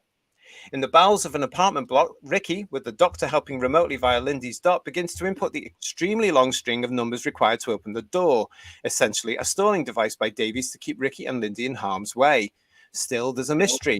Why are monsters picking off some residents of Fine Time and not others? Finally, the Doctor and Ruby crack it. The killings are in alphabetical order. It's as if the monsters are working from a list. What sort of marauding slug uses a spreadsheet? Well, Elon Musk, presumably. But apart from him, actually, it's the Dots. They have achieved self-awareness and, fed up of catering to an entire city of spoiled airheads, let's hope they never end up at Cocalia, are using the slugs to eliminate the kids. With its secret rumble, Lindy's Dot goes on the rampage, having cut off the feed to the Doctor and Ruby. This is where our heroine shows her true colours. They're all pastel. She blurts out that Ricky September's real name is Coombs. He should be next on the kid list. C comes for P for Pepper Bean. Fair enough, says the Dot, which eviscerates Ricky's head in a scene that surely bumps right up against Doctor Who's PG rating. Though we don't see any blood, Ricky's skull definitely evaporates. While Ricky is going to pieces, Lindy opens the door and pegs it to the basement where her fellow influencers are planning to leave Fine Time. Then the TARDIS arrives. Unlike the rest of Fine Time, there's no protective force field in the basement, and the Doctor offers to take the survivors with him. It's impossible, says Lindy. The Doctor is an outsider. We couldn't travel with you because you, sir, are not one of us, she says. You are kind, although it was your duty to save me. Screen-to-screen contact is just about acceptable. In person, that's impossible. It isn't spelt out, but the implication that Lindy and her companions are racist and see the Doctor as the other, Lindy is perfectly cool with Ruby, it's a stark twist at the end of an installment that floats along in a cloud of pulp bravura, and you do feel a chill as Lindy uncorks the hate. What isn't clever is the decision to have Gatwa gurn his socks off over the rejection. He screams, he laughs, he goes complete matinee panto. To quote my notes, his precise response is, ah, damn, damn, damn. Thank you, awards this way. Fair enough. That's how I behave whenever the Wi-Fi goes down. For the Doctor, though, it's a whole lot of overacting that feels like a misstep, considering a more restrained response might have been just as effective. We know the new Doctor is emotional. Even so, the hyperventilating does not resonate as true to the character. For one thing, Lindy and her crew are obviously idiots. Why should the Doctor care what they think? Still, no time to linger as Lindy and her pals set off into the wilds and presumably to certain death. Roll credits. Doctor Who has never functioned as cutting-edge satire. That isn't its job. By suggesting influences are dim, self-involved, and spend too long online, Davies is hardly dropping bombshells. Still, Dot and Bubble is a generally fun episode, and the bugs are way out front for the prize of the season's most disgusting villains. You'll forget the plot in a heartbeat, but those chitinous monstrosities will be wriggling around in your subconscious for some time to come. That's from the independent.co.uk. Yeah, reactions to that, everyone? Is it not chitinous? But anyway, that's another story. Just thinking that. Yes. Yeah, from the Green Death, you know. But anyway, that's another story. I don't know. It's interesting. The best thing about it was definitely the slugs. That's for sure. Yeah. And the Independent, they're saying they're the best villains, the best monsters of this season. They're the only monsters, really, aren't they? To be honest. Yeah, there's no You competition. can't count is the there? bogey, can you? Surely, but they're going to end up in first place when there's only a choice of one. You know, they can't come second, can they? Yeah. Yep.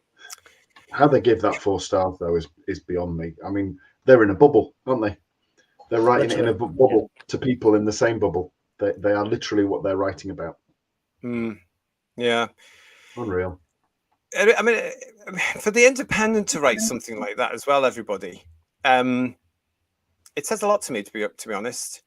You know, to because they would like to think of themselves as progressive and left wing, and here they're coming along and they're criticizing a show that usually is one of the best things ever. So I'm beginning to see cracks. That's what I'm trying to say.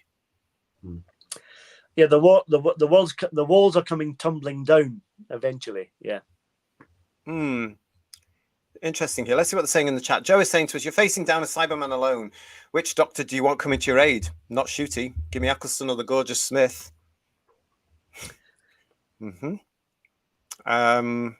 I'd have any of the original 7. Thank you very much. If that was the case, I'd trust them to the end of the time, literally. Can you imagine Shooter doing that love, pride, hate, fear speech the Hartnell does in the 10th Planet? He just busted into tears, wouldn't he? So... Yeah, well, God, can you imagine? Oh, God. Yeah. If they ever bring the Daleks back, which I'm sure they're not going to because they're problematic, Shooty against the Daleks, that's all he's going to do. He's going to, oh my God, it's going to suck. It's the Daleks! Oh my God. Garbage is saying pronouns, racism. Oh, this has been a real hard for the Doctor. In his first episode, Shooty couldn't stop smiling. Now he can't stop crying. Again, I think that's because they just don't. They've messed around with this character so much, they've forgotten what the Doctor is and who the Doctor is. Yeah. The Doctor Who cries says Z3PO. And James is saying Shooty has cried literally every episode and it loses its charm after the 4th time. Yeah. I'm from a generation of James where the Doctor never cried. Yeah. Which I don't know if he's trying to do, how to put this, like men's mental health. I don't know if he's trying to do that, but he's taking a mockery out of that as well. Yeah. It's okay for a guy to cry, and it's okay for a guy to express emotions, but he's taken the proverbial with that. And it's like how in TikTok there's a certain community that think they're girls, and by putting nail polish on that instantly makes it okay, that having him always cry, that's going to make it okay. He's just taken the proverbial with that, and there's no middle ground, that maybe this Doctor has a little bit more emotion and that's okay, but crying 4 out of 5 episodes that we've seen already is just, it's it's not funny. When It's not- Eccleston did it in End of the World, it was quite effective. When he just shed that tear when he was talking to Jabe, and that worked really, really well. But it's overdone. This is part of the problem I've got here as well, because it's how they work, isn't it? They want to root it so much in what they think television is now, which is basically soap opera. It has to have emotion. It has to have the modern day. It has to have this. It has to have that. But none of that suits Doctor Who, because Doctor Who is a science fiction show, which should be out there in science fiction land, you know, and the characters around the Doctor are the ones that got emotional. His companion, maybe. You know, where the Doctor has to stay in a heavy situation, like in the Elizabeth's example there of a Cyberman in front of him, or a Dalek, or a Sontaran, or whatever it's going to be, has to be the scientist. He has to stay composed. He can't break down into bloody tears because he's not getting his own way. And I think that's what, again, going back to Dot and Bubble, that's who they're trying to entice. It's a little bit of a cliche that they sometimes say this, like new fans say this about Doctor Who not being emotional in the classic series. It has been many times. The Doctor has been, like in the War Games, when Jamie and Zoe get sent back to their own time. That's heartbreaking. And Trout's performance is really, really strong. But he's playing against it, which is brilliant. Yeah. We've said it before. I just don't think the ability there now to pull off a good script is with him anymore, because he's too busy churning them out, too busy pushing his agenda into stuff, too busy trying to be relevant, and too busy possibly trying to make everybody around him happy as well. Yeah, because there's so many partners involved with this thing. You know, it's just ridiculous. Terry teases summing it up for me. It's a truly forgettable episode. So how can the slugs stay around in the mind, which is from the article there. And Duck Soup Productions is saying to us, RTD doesn't use a keyboard. He uses a jackhammer. Yes. Philip, hello to Philip Tassini. Disney and BBC have ruined more shows than from Marvel to Who, etc., etc. Yeah. And yet people still line up to be... I think it's all down to money, Philip. What do you think? And the gloss of having that blooming logo on, but it hasn't affected... Has it affected you over there? I mean, come on. If this continues and Disney do what they do and they just keep churning stuff out, you can get 5 years of this pap, which is quite worrying, isn't it? Oh God, it's not going to though, is it? I mean, it's not going to get there. And Stephen Braddock is saying should have had 50 minutes of the slugs eating the bubble heads. Now that I'd watch. Yeah, could have been quite entertaining. What was it with the one early on that you just saw the feet being dragged away, and there was what looked like sludge or slime or blue blood or whatever? Blue blood, I think it was. Yeah, that didn't appear with any of the other victims. It was just dumped in for effect. It was just rubbish. Why bother? Yeah. Well, that's it is effect. That's all it was for, wasn't it? It's to suggest the mystery, really. Yeah. As they open up that thing. I mean, I thought the opening to the episode was quite interesting, actually. You know, that whole set the scene sort of stuff, and I thought it was quite amusing because, as I said at the top of the show, I thought it was quite amusing because it's getting at the people that call it Doctor. What do they call it? Docky Who. Docky Who. It's them, isn't it? And I just thought this is going to be fun because they're probably too weird to notice it and it'll go over their heads, which it has done from what I can see. What else we got here? Thank you for everybody that's joining us tonight. Hope you're enjoying the show. Garbage is saying Shooty's going to twerk. Well, we know that one because that was actually true, wasn't it? And I mean, goodness me, what else we got here? RTD says Paul Richards doesn't care if he's messed up the Doctor's character. Obviously not. Obviously not. And no one can stop him now, don't forget. So he can do whatever he wants with this and is doing. We can see that now. What's John Cartwright saying to us? Fine time, Barbie World. Counterfeit Barbie and Ken. RTD is a hack. Rogue will be stolen from a period Elizabethan drama with crying and Nurse Watt chasing after blokes. Oh, don't, please. Towns of Wayne Chiang is basically saying to us, can you imagine Shooty in Genesis? And do I have the right babes? No, I can't. No. Those old stories there are classics that they should be going back and looking at, aren't they? Really, let's think about it. And Richard is pointing out, I do not think the Doctor cried in Earth shock. No, he didn't. He was in shock, but he didn't cry. He was hysterical with laughter, I think. But the Doctor was an alien, and we don't know if he had that ability to cry. Did you ever see a Time Lord cry? The arrogance of the Time Lords was far superior, wasn't it? Yeah. He didn't cry when he saw what he thought at the time was Perry being killed. No, it was just they just go into shock. Yeah. Yeah, they just go into complete shock here. Thanks for after a while, crying all the time starts to look self-absorbed. I totally agree with that. And again, it's one of these things. It's all about you, isn't it? It's all about that. You know, isn't 15 supposed to be more mentally at peace and sorted than 14? That's what you say, isn't it? Paul? Yeah. Yes, the act's emotionally fragile again because I don't think they understand and they've forgotten what the Doctor is and they've messed around with him too much and they're just not setting a course. But that was the thing, GT. It was almost like they were trying to start fresh, so they don't need any baggage. Just have the Doctor traveling, exploring, discovering without all this Time War stuff, you know. But... Yeah. When it comes to the Daleks, Scottish Davros is joining us and saying, how can they bring back the Daleks after what the idiot done to Davros? That's my entire point. They can't. The Daleks are problematic. The Cybermen are problematic. All the classic sci-fi story villains and monsters are problematic, even the Mandrels, because they're science fiction. And they have to alter them in some way because I genuinely, now after watching that nonsense last night, I genuinely believe that they're trying to pander to that mythical audience we're always talking about and not upset anybody. At least Nightmare of Eden had an interesting, subtle storyline about drug abuse, which was good, you know? Yeah, absolutely. And if you want scary slugs, Fendal. Yeah, exactly. Or even go and watch the brilliant Frontios, because the Tractators, although you have to forgive the costumes, but they're still bloody good costumes. But they are quite scary if you're a certain age, aren't they? Because I mean, that machine, which they had to tone down, turns itself into somebody to drive it. I mean, come on, that's scary stuff. Yokai 63 is saying to us, the Doctor shouldn't cry. It's sci-fi, not Mills and Boone. Good point. Good point. Yeah. It is tiring, isn't it, really, this whole thing that they're pulling in. Look at all these wonderful comments you're giving us. Thank you very much. Joe is saying to us, no TARDIS this season yet. All that revamp made it Dalek friendly access to and nout. And Melanie Weston Investigates has joined us. Hello. They're doing it too many times now, 2 or 3 times a season, fine, but not every episode. I take it that's the crying.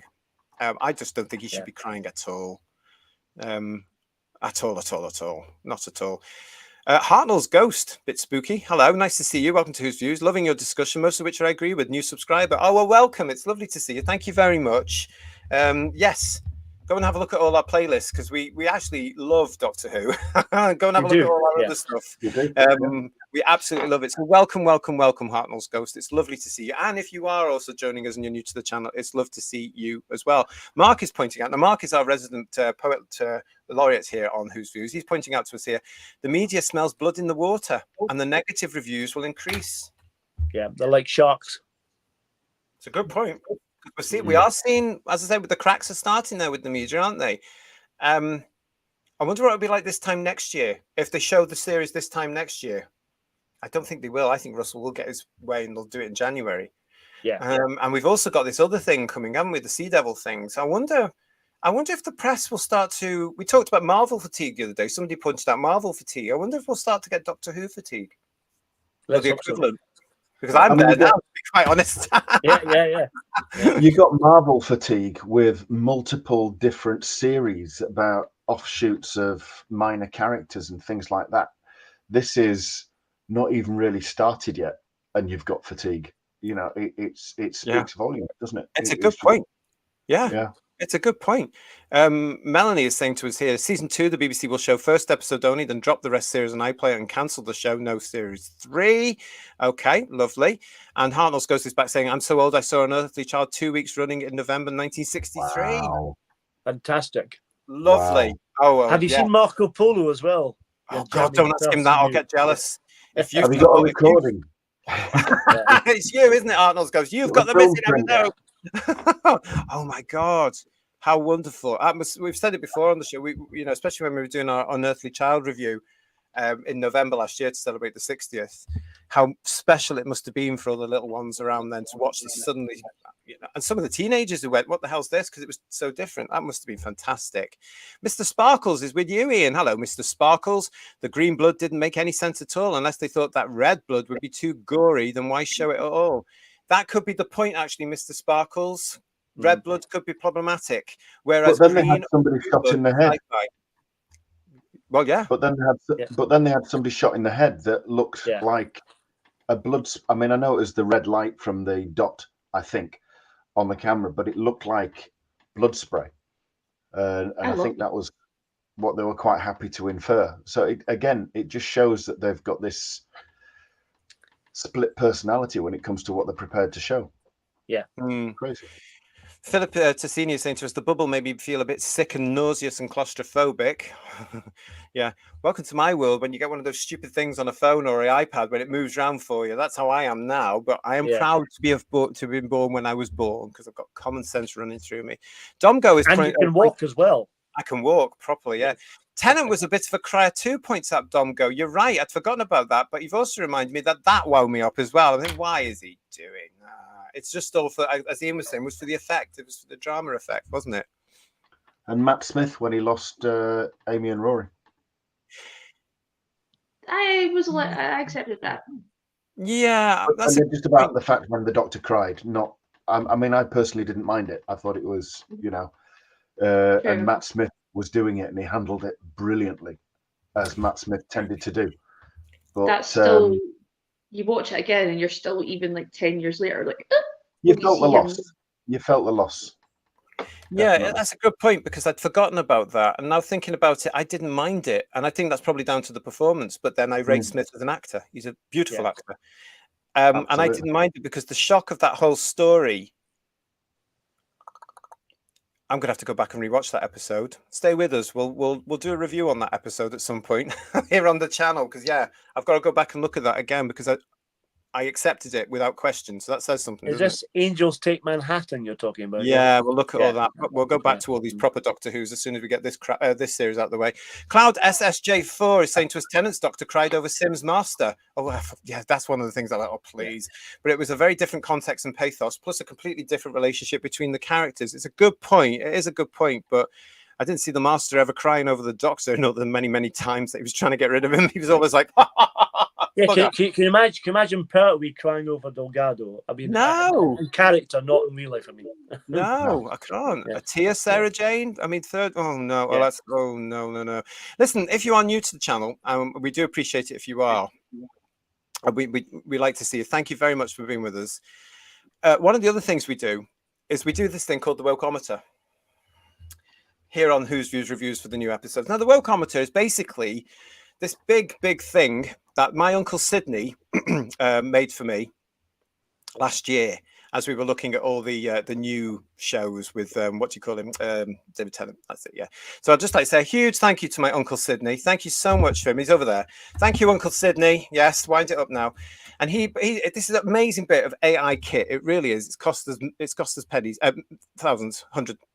It's cost us a bit of money, and he puts it together. And what it does is it looks at what we're saying here on Who's Views Reviews. It's looking at everything that you guys have said on the chat, and it's actually looked at the actual episode as well.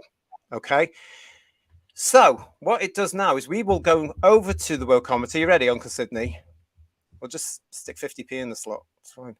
And what the wokeometer will do is, out of 10, it will now rate Dot and Bubble out of 10 to how woke it actually was. Are we all ready? Yes. Yes. Push it, Uncle Sydney.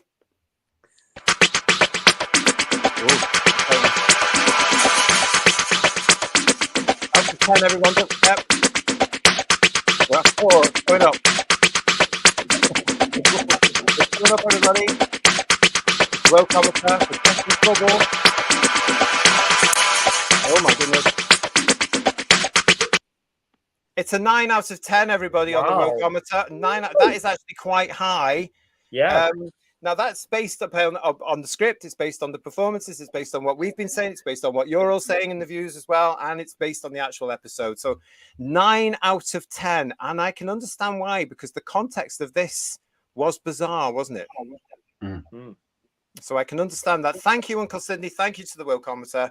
What did you think of that, everybody in the chat? Do you think it was too much, or do you think it was just about right or not? Let us know what you're thinking in the chat on that particular one.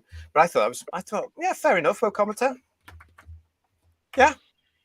I think after seeing what Russell said on Unleashed, I would definitely give it a 9 for wokeometer, without a doubt, yeah. Well, I would question some of these youngsters or these very bizarre fans. Yes, my uncle Sydney. Yes. Oh, look at this. Mike is saying to us, as a Disney, I'd like to apologize. Well, you should. Domgo is saying he should have had an 11. What? On the wokeometer, an 11? And SSJ Vertigo, Vigato, 6. 6 out of that. Well, there you go. But no, I mean, it was just... I saw some of these people rating this out of 10 on, oh, this was the best one, this was the best one. Yeah. And to me, it shows just how low the bar is now for these things. You know, because how could that be... I mean, I want to say to these kids, go and watch The Caves of Androsani, go and watch Genesis of the Daleks, go and bloody well watch Delta and the Bannermen as well, for crying out loud, if you have to. I mean, come on. I heard somebody say somewhere that Pertwee is their favourite Doctor, but Shooty's nearly their favourite Doctor now instead of Pertwee. Like, God's sake. How? Yeah, exactly. And why? Exactly. I don't know how you can possibly gauge that with 5 minutes of screen time, you know? Yeah. Yeah. Terry Tease. Terry Tease is saying here, I'm going to say something unpopular. Oh, good. What is it? I hated Tennant, but I still watch his episodes for 2 reasons. 1, he's a good actor, and 2, the writing was very good. That's fair enough. Yeah. That's very good. I mean, you know, you can say what you like here. It's absolutely fine. And Philip Tassini saying to us, my doctor was John Pertwee. I felt safe with him. I felt safe with any of the original 7. Yeah. I think to an extent Smith and Capaldi, believe it or not. I'm not too sure about Exton because we didn't get to know him properly, but you know, you'd have a laugh. Tennant, I don't know. Well, Paul McGann just did the TV movie and I feel safe with him, you know. So. Yeah. Oh yeah, forgot about it. Sorry. Hello to our Phil's joining us here. Just arrived at the end, just arrived at Gatwick Travel Lodge. Okay, well, if anybody's near there, go and stalk him. What else we got here? Nice to see you all. Expect a facilities report later. Yeah. Yes. Walk on the Alien airplanes. You're missing our point there. Racism being bad is woke. That's not what it's about. What it's about is how you deliver the message and why you're delivering the message. And it was just tagged on. That's it. You know, that's what we've been saying through the show. It was just, I didn't even know it was there until I was called, or allegedly it was suggested by him, the alleged showrunner, on a different show. You know, so that's what that's all about. Richard is saying he thinks that was about right. Okay, thank you very much for that one. But yeah, I mean, I thought that was about right as well. Everybody, I don't know what you guys on the panel thought. If it gets too woke, does the wokeometer explode? Probably. Yeah, that's what I'll look forward to that. I mean, my uncle Sydney does have some sticky back paper and you know, sticky tape available just in case it does, so we can put it all back together because you never know. But okay, so like next week or the very last episode, maybe like off the scale. You never know where it's going to go, and I dread to actually think. Dread to think. I mean, yeah. Talking of which, where are we going next?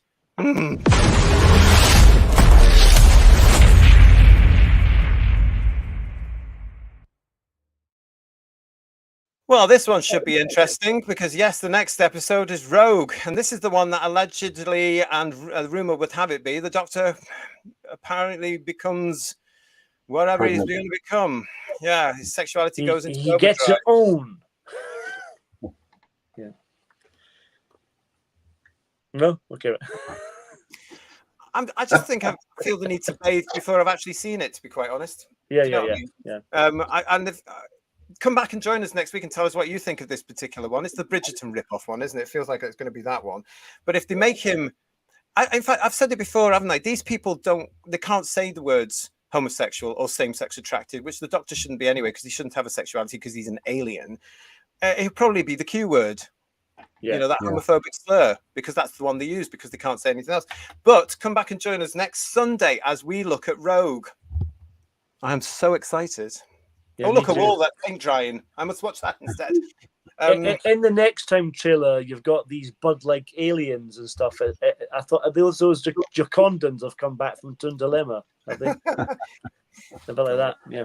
Oh, the Twin. Do you know what? I might even go watch that instead. Yeah, exactly. Yeah. Right. So, where are we up to now? A tinfoil nose, can you?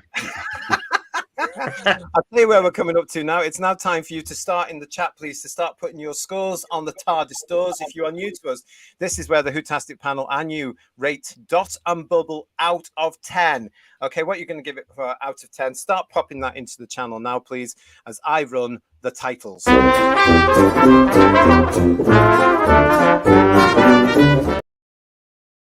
Right, let me just get all the chat lined up here as well. What have we got here? Okay. All right. Thank you for this. YW2324, and I'd rather watch the Twin Dilemma instead. That's saying something, isn't it? Yeah.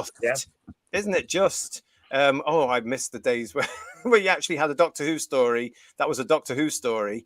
But yes, thank you very much, everybody, for starting to put your scores on the TARDIS door in there. Now, new for this series for the scores on the TARDIS door, scores on the TARDIS doors, we do have the scoreboard.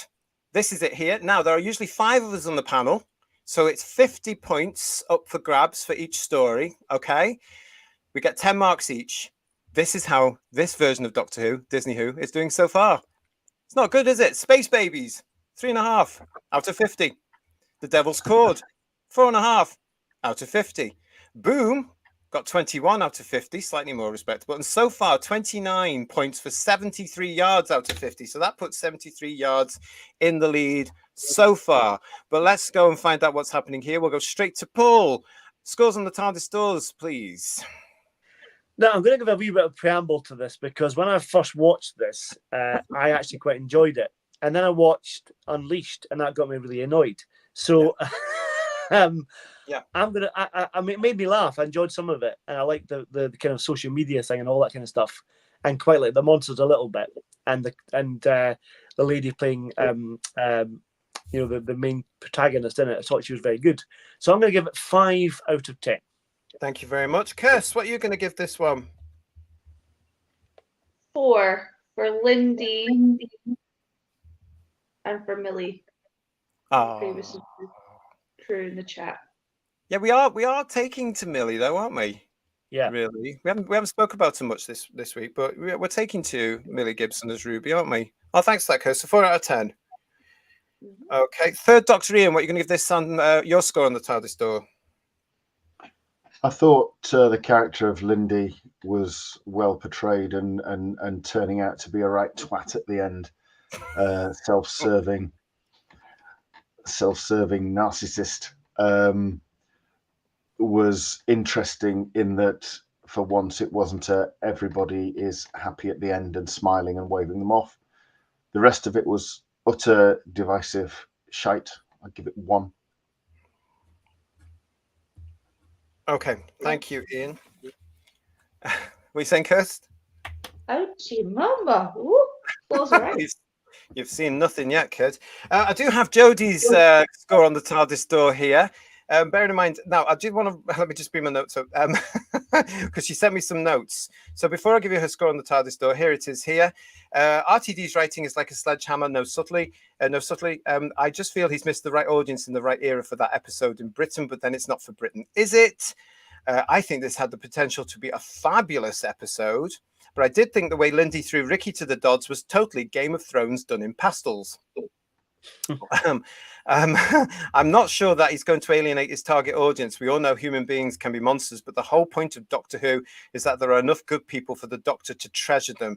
And his constant allegories on lack of proper monsters mean that it's not a kid's show anymore. He's forgotten why he himself was a fan. He embeds when you're young, and frankly, he needs to let them think for themselves. So she did enjoy it though, but she says it's not Doctor Who. Okay, so she's given it an 8. An 8. An 8 out of 10. An 8. An 8 out of 10. Wow. Right, from my point of view, as I said at the top of the show, I actually got a kick, possibly perversely, out of all the Doctor Who fans that this was about probably going over their head, which it seems to have done. I quite like the idea of them all being swallowed up by giant slugs.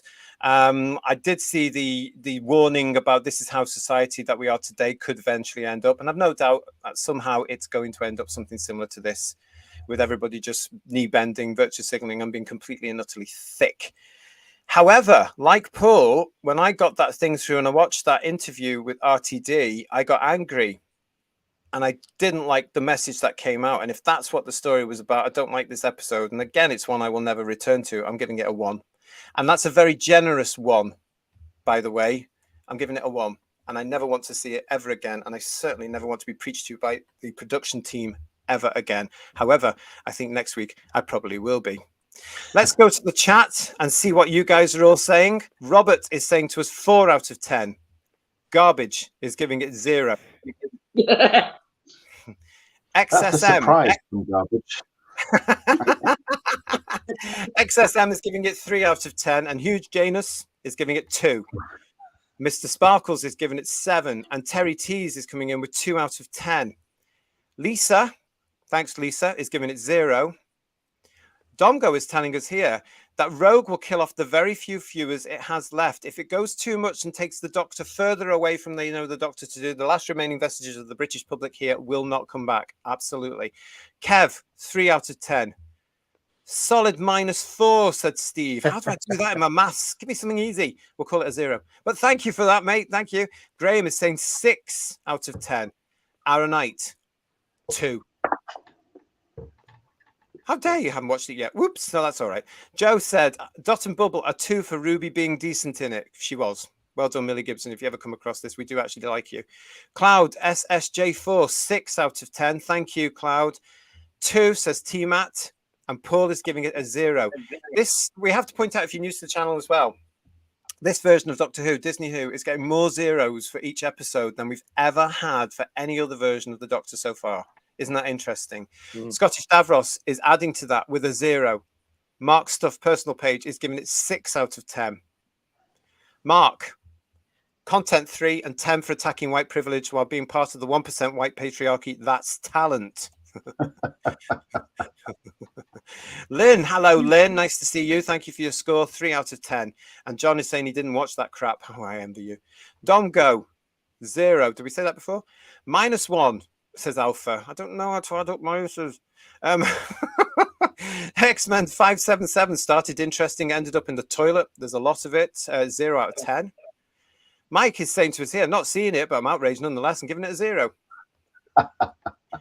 Phil, our very own Phil, is saying, I didn't watch it, but from what I've read about it, it's maybe a bit cross, so 0 out of spite. Thanks, Phil. That's what I like to see. Good man. And Paul Richards, 1 out of 10. Neville, for my sins, I did quite enjoy Dot and Bubble. Good. I'll go with the 7. Great. Thank you for that. Thank you very much. That's good. And Gilliam, 3. I found it very poor and boring. Dino V, 3 out of 10. And I'm still waiting for a proper ending. You've got a long way to go. Long way. Yeah. You'll be taking your pension before you get an ending. And Limekins, God forbid they do a sequel. Can you imagine? Limekins, hiya Limekins, 3 out of 10. 1 point for Tears and 2 points for Lindy bumping into the lamppost and visualizing how I feel watching Doctor Who. That made me laugh that bit. I thought that was quite funny. It did make me laugh too, yeah. Richard Hussey is saying to us 5 out of 10. A good body count, which you need in sci-fi. That speck of realism. Graham is saying to us, I like the Twin Dilemma. It's a fab little story. I love it now. It's a bloody classic in my eyes now, I'll tell you. David Gulvin, 6.75. I'm calling it a 6.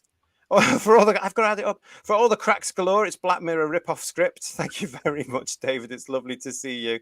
And Paul's joining us. Paul Rowden's been quite quiet on this one. 1, please let it end. Just let it end. Just 3 to go. Oh, no, please. Yeah, I've got 3 more. Yokai 63, 2 out of 10. Thank you very much. Lovely to see you. And Elizabeth is saying to us 1 out of 10. If I found myself in Bubble World, I would immediately change my name to something beginning with the letter A and go looking for the nearest slug monster.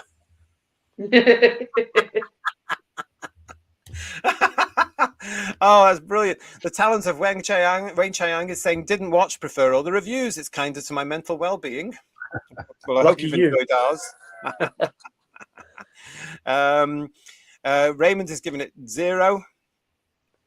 Duck Soup, Crippling to Balloon, hello to you, mate. 4 out of 10. Hope you are well. And Duck Soup Productions, they really? 73 yards was, yes, well, okay. Each their own, each their own. Let's have a look,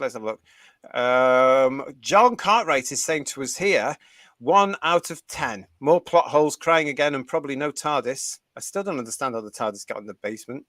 What else we got here? Terry is saying to us, actually, 73 Yards was the only half decent episode so far, but still not good enough to ever to rewatch. Again, 73 Yards and Dot and Bubble, not Doctor Who. Just didn't come across as Doctor Who, you know. Millie's the only good actor, says XSM. And Mr. Sparkles is saying, out of interest to the panel, the Whotastic panel, how many more episodes like this season will it take you before you've had enough of Doctor Who and no longer have enough interest to take part in a show like this? Any minute now, to be quite honest.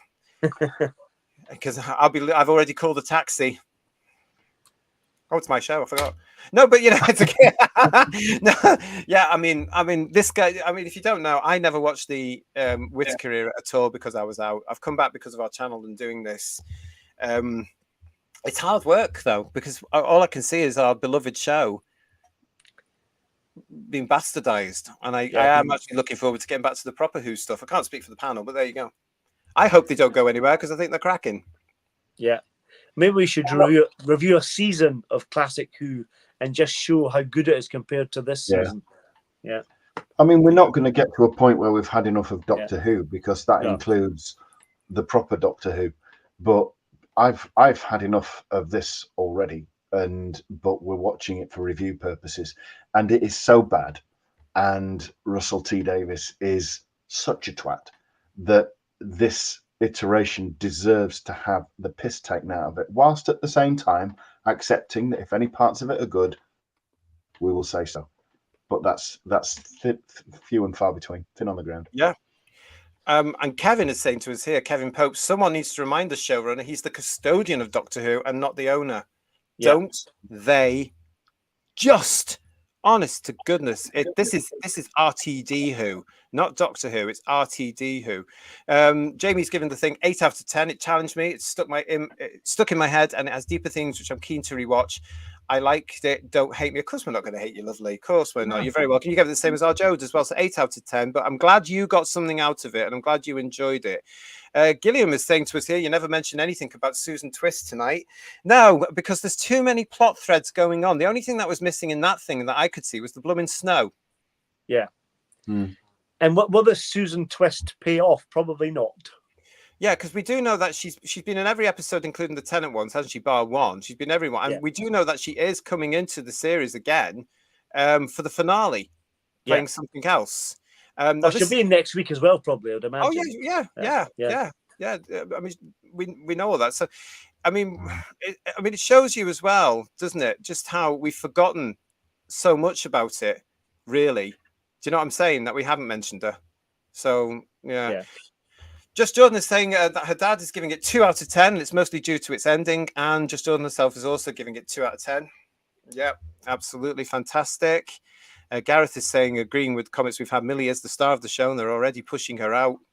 Okay. Yeah.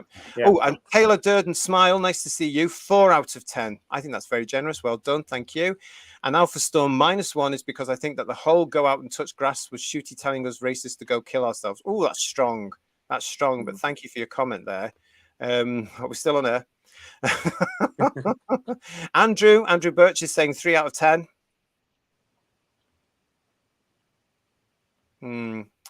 What else we got here?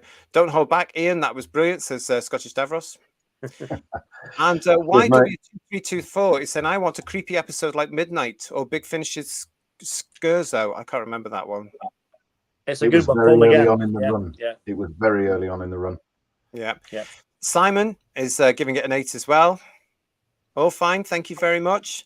If you've enjoyed it, I'm dead chuffed. You know, because you know, it shows that it's hitting some, but you know, fine, thank you. Dr.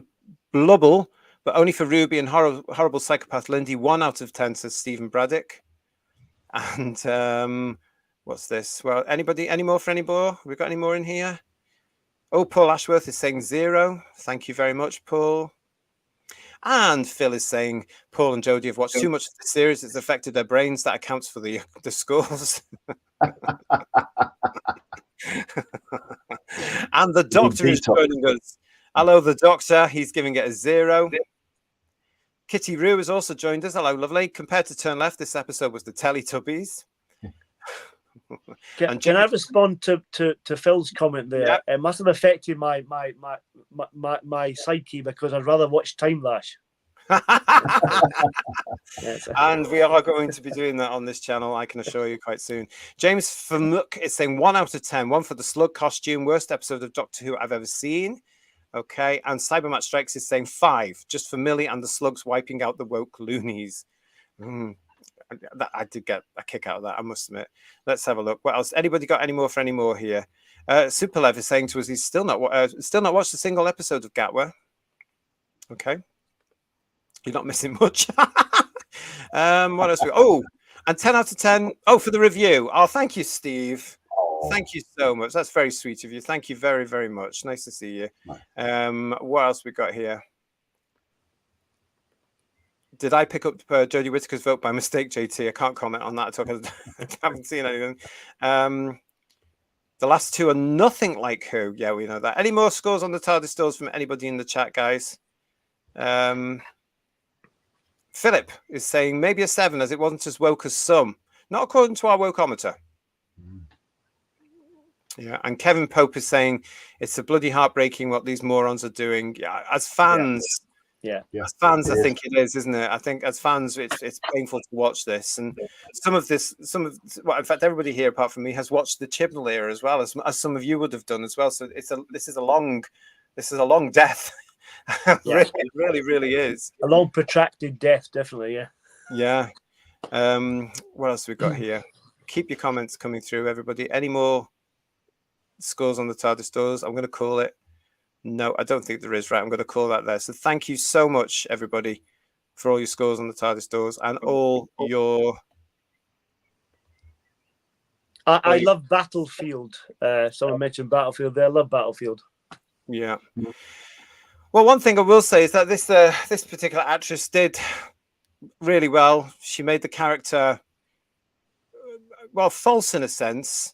And that's how she was supposed to. I mean, this character is false, completely tied up in her bubble, no pun intended, but that's what it's all about, isn't it? And she brought it to life really well and went from that whole thing of I'm just thick going through the whole thing to being nasty with the murder of the pop star. So well done to her as well. Great performance there, I thought. Well, listen, fantastic panel to Paul, to Ian, to Kirsty. Thank you so much for joining us. On this one. Oh, thank you. Gosh. How many more have we got left? Three. Oh gosh. Or 4 if you count Christmas. Oh God. Yeah. Oh, please don't. I've forgotten about that one as well. Tom Baker would say 3. We've got 3 left. We've got 3. Listen, as we say, if you do need something a little bit different, if you do need a little bit of cheering up, come and join us here on Who's Views for something completely different for our channel as we review Carry On Sergeant on Wednesday at 8 o'clock, the first of the legendary Carry On films, starring our very own William Hartnell. Yes, indeed, he was the man that kicked off the Carry On films. People forget this, but he was there in the lead role. So come and join us as we look at that. We need a bit of a laugh, don't we, everybody? We do. Yeah. And hopefully that one's going to give us. We'll be here to talk about it. If not, you're going to be missing out. We're going to be here Wednesday live at 8 o'clock. We'll also be back with some headlines because I'm sure there's going to be some of them coming very soon. And we will be back next Sunday to review Rogue. Oh, gosh, I am so thrilled and excited about the next installment of Disney Who. Looking forward to seeing what else they've got coming my way. I'm really chuffed to bits about it. Can't wait. Right, so until we see you next time, everybody, say good night to everybody. Good night, everybody. We'll see you soon, everyone. Take care of yourselves. Thanks for watching. Don't forget to subscribe. We'll see you soon. Bye-bye.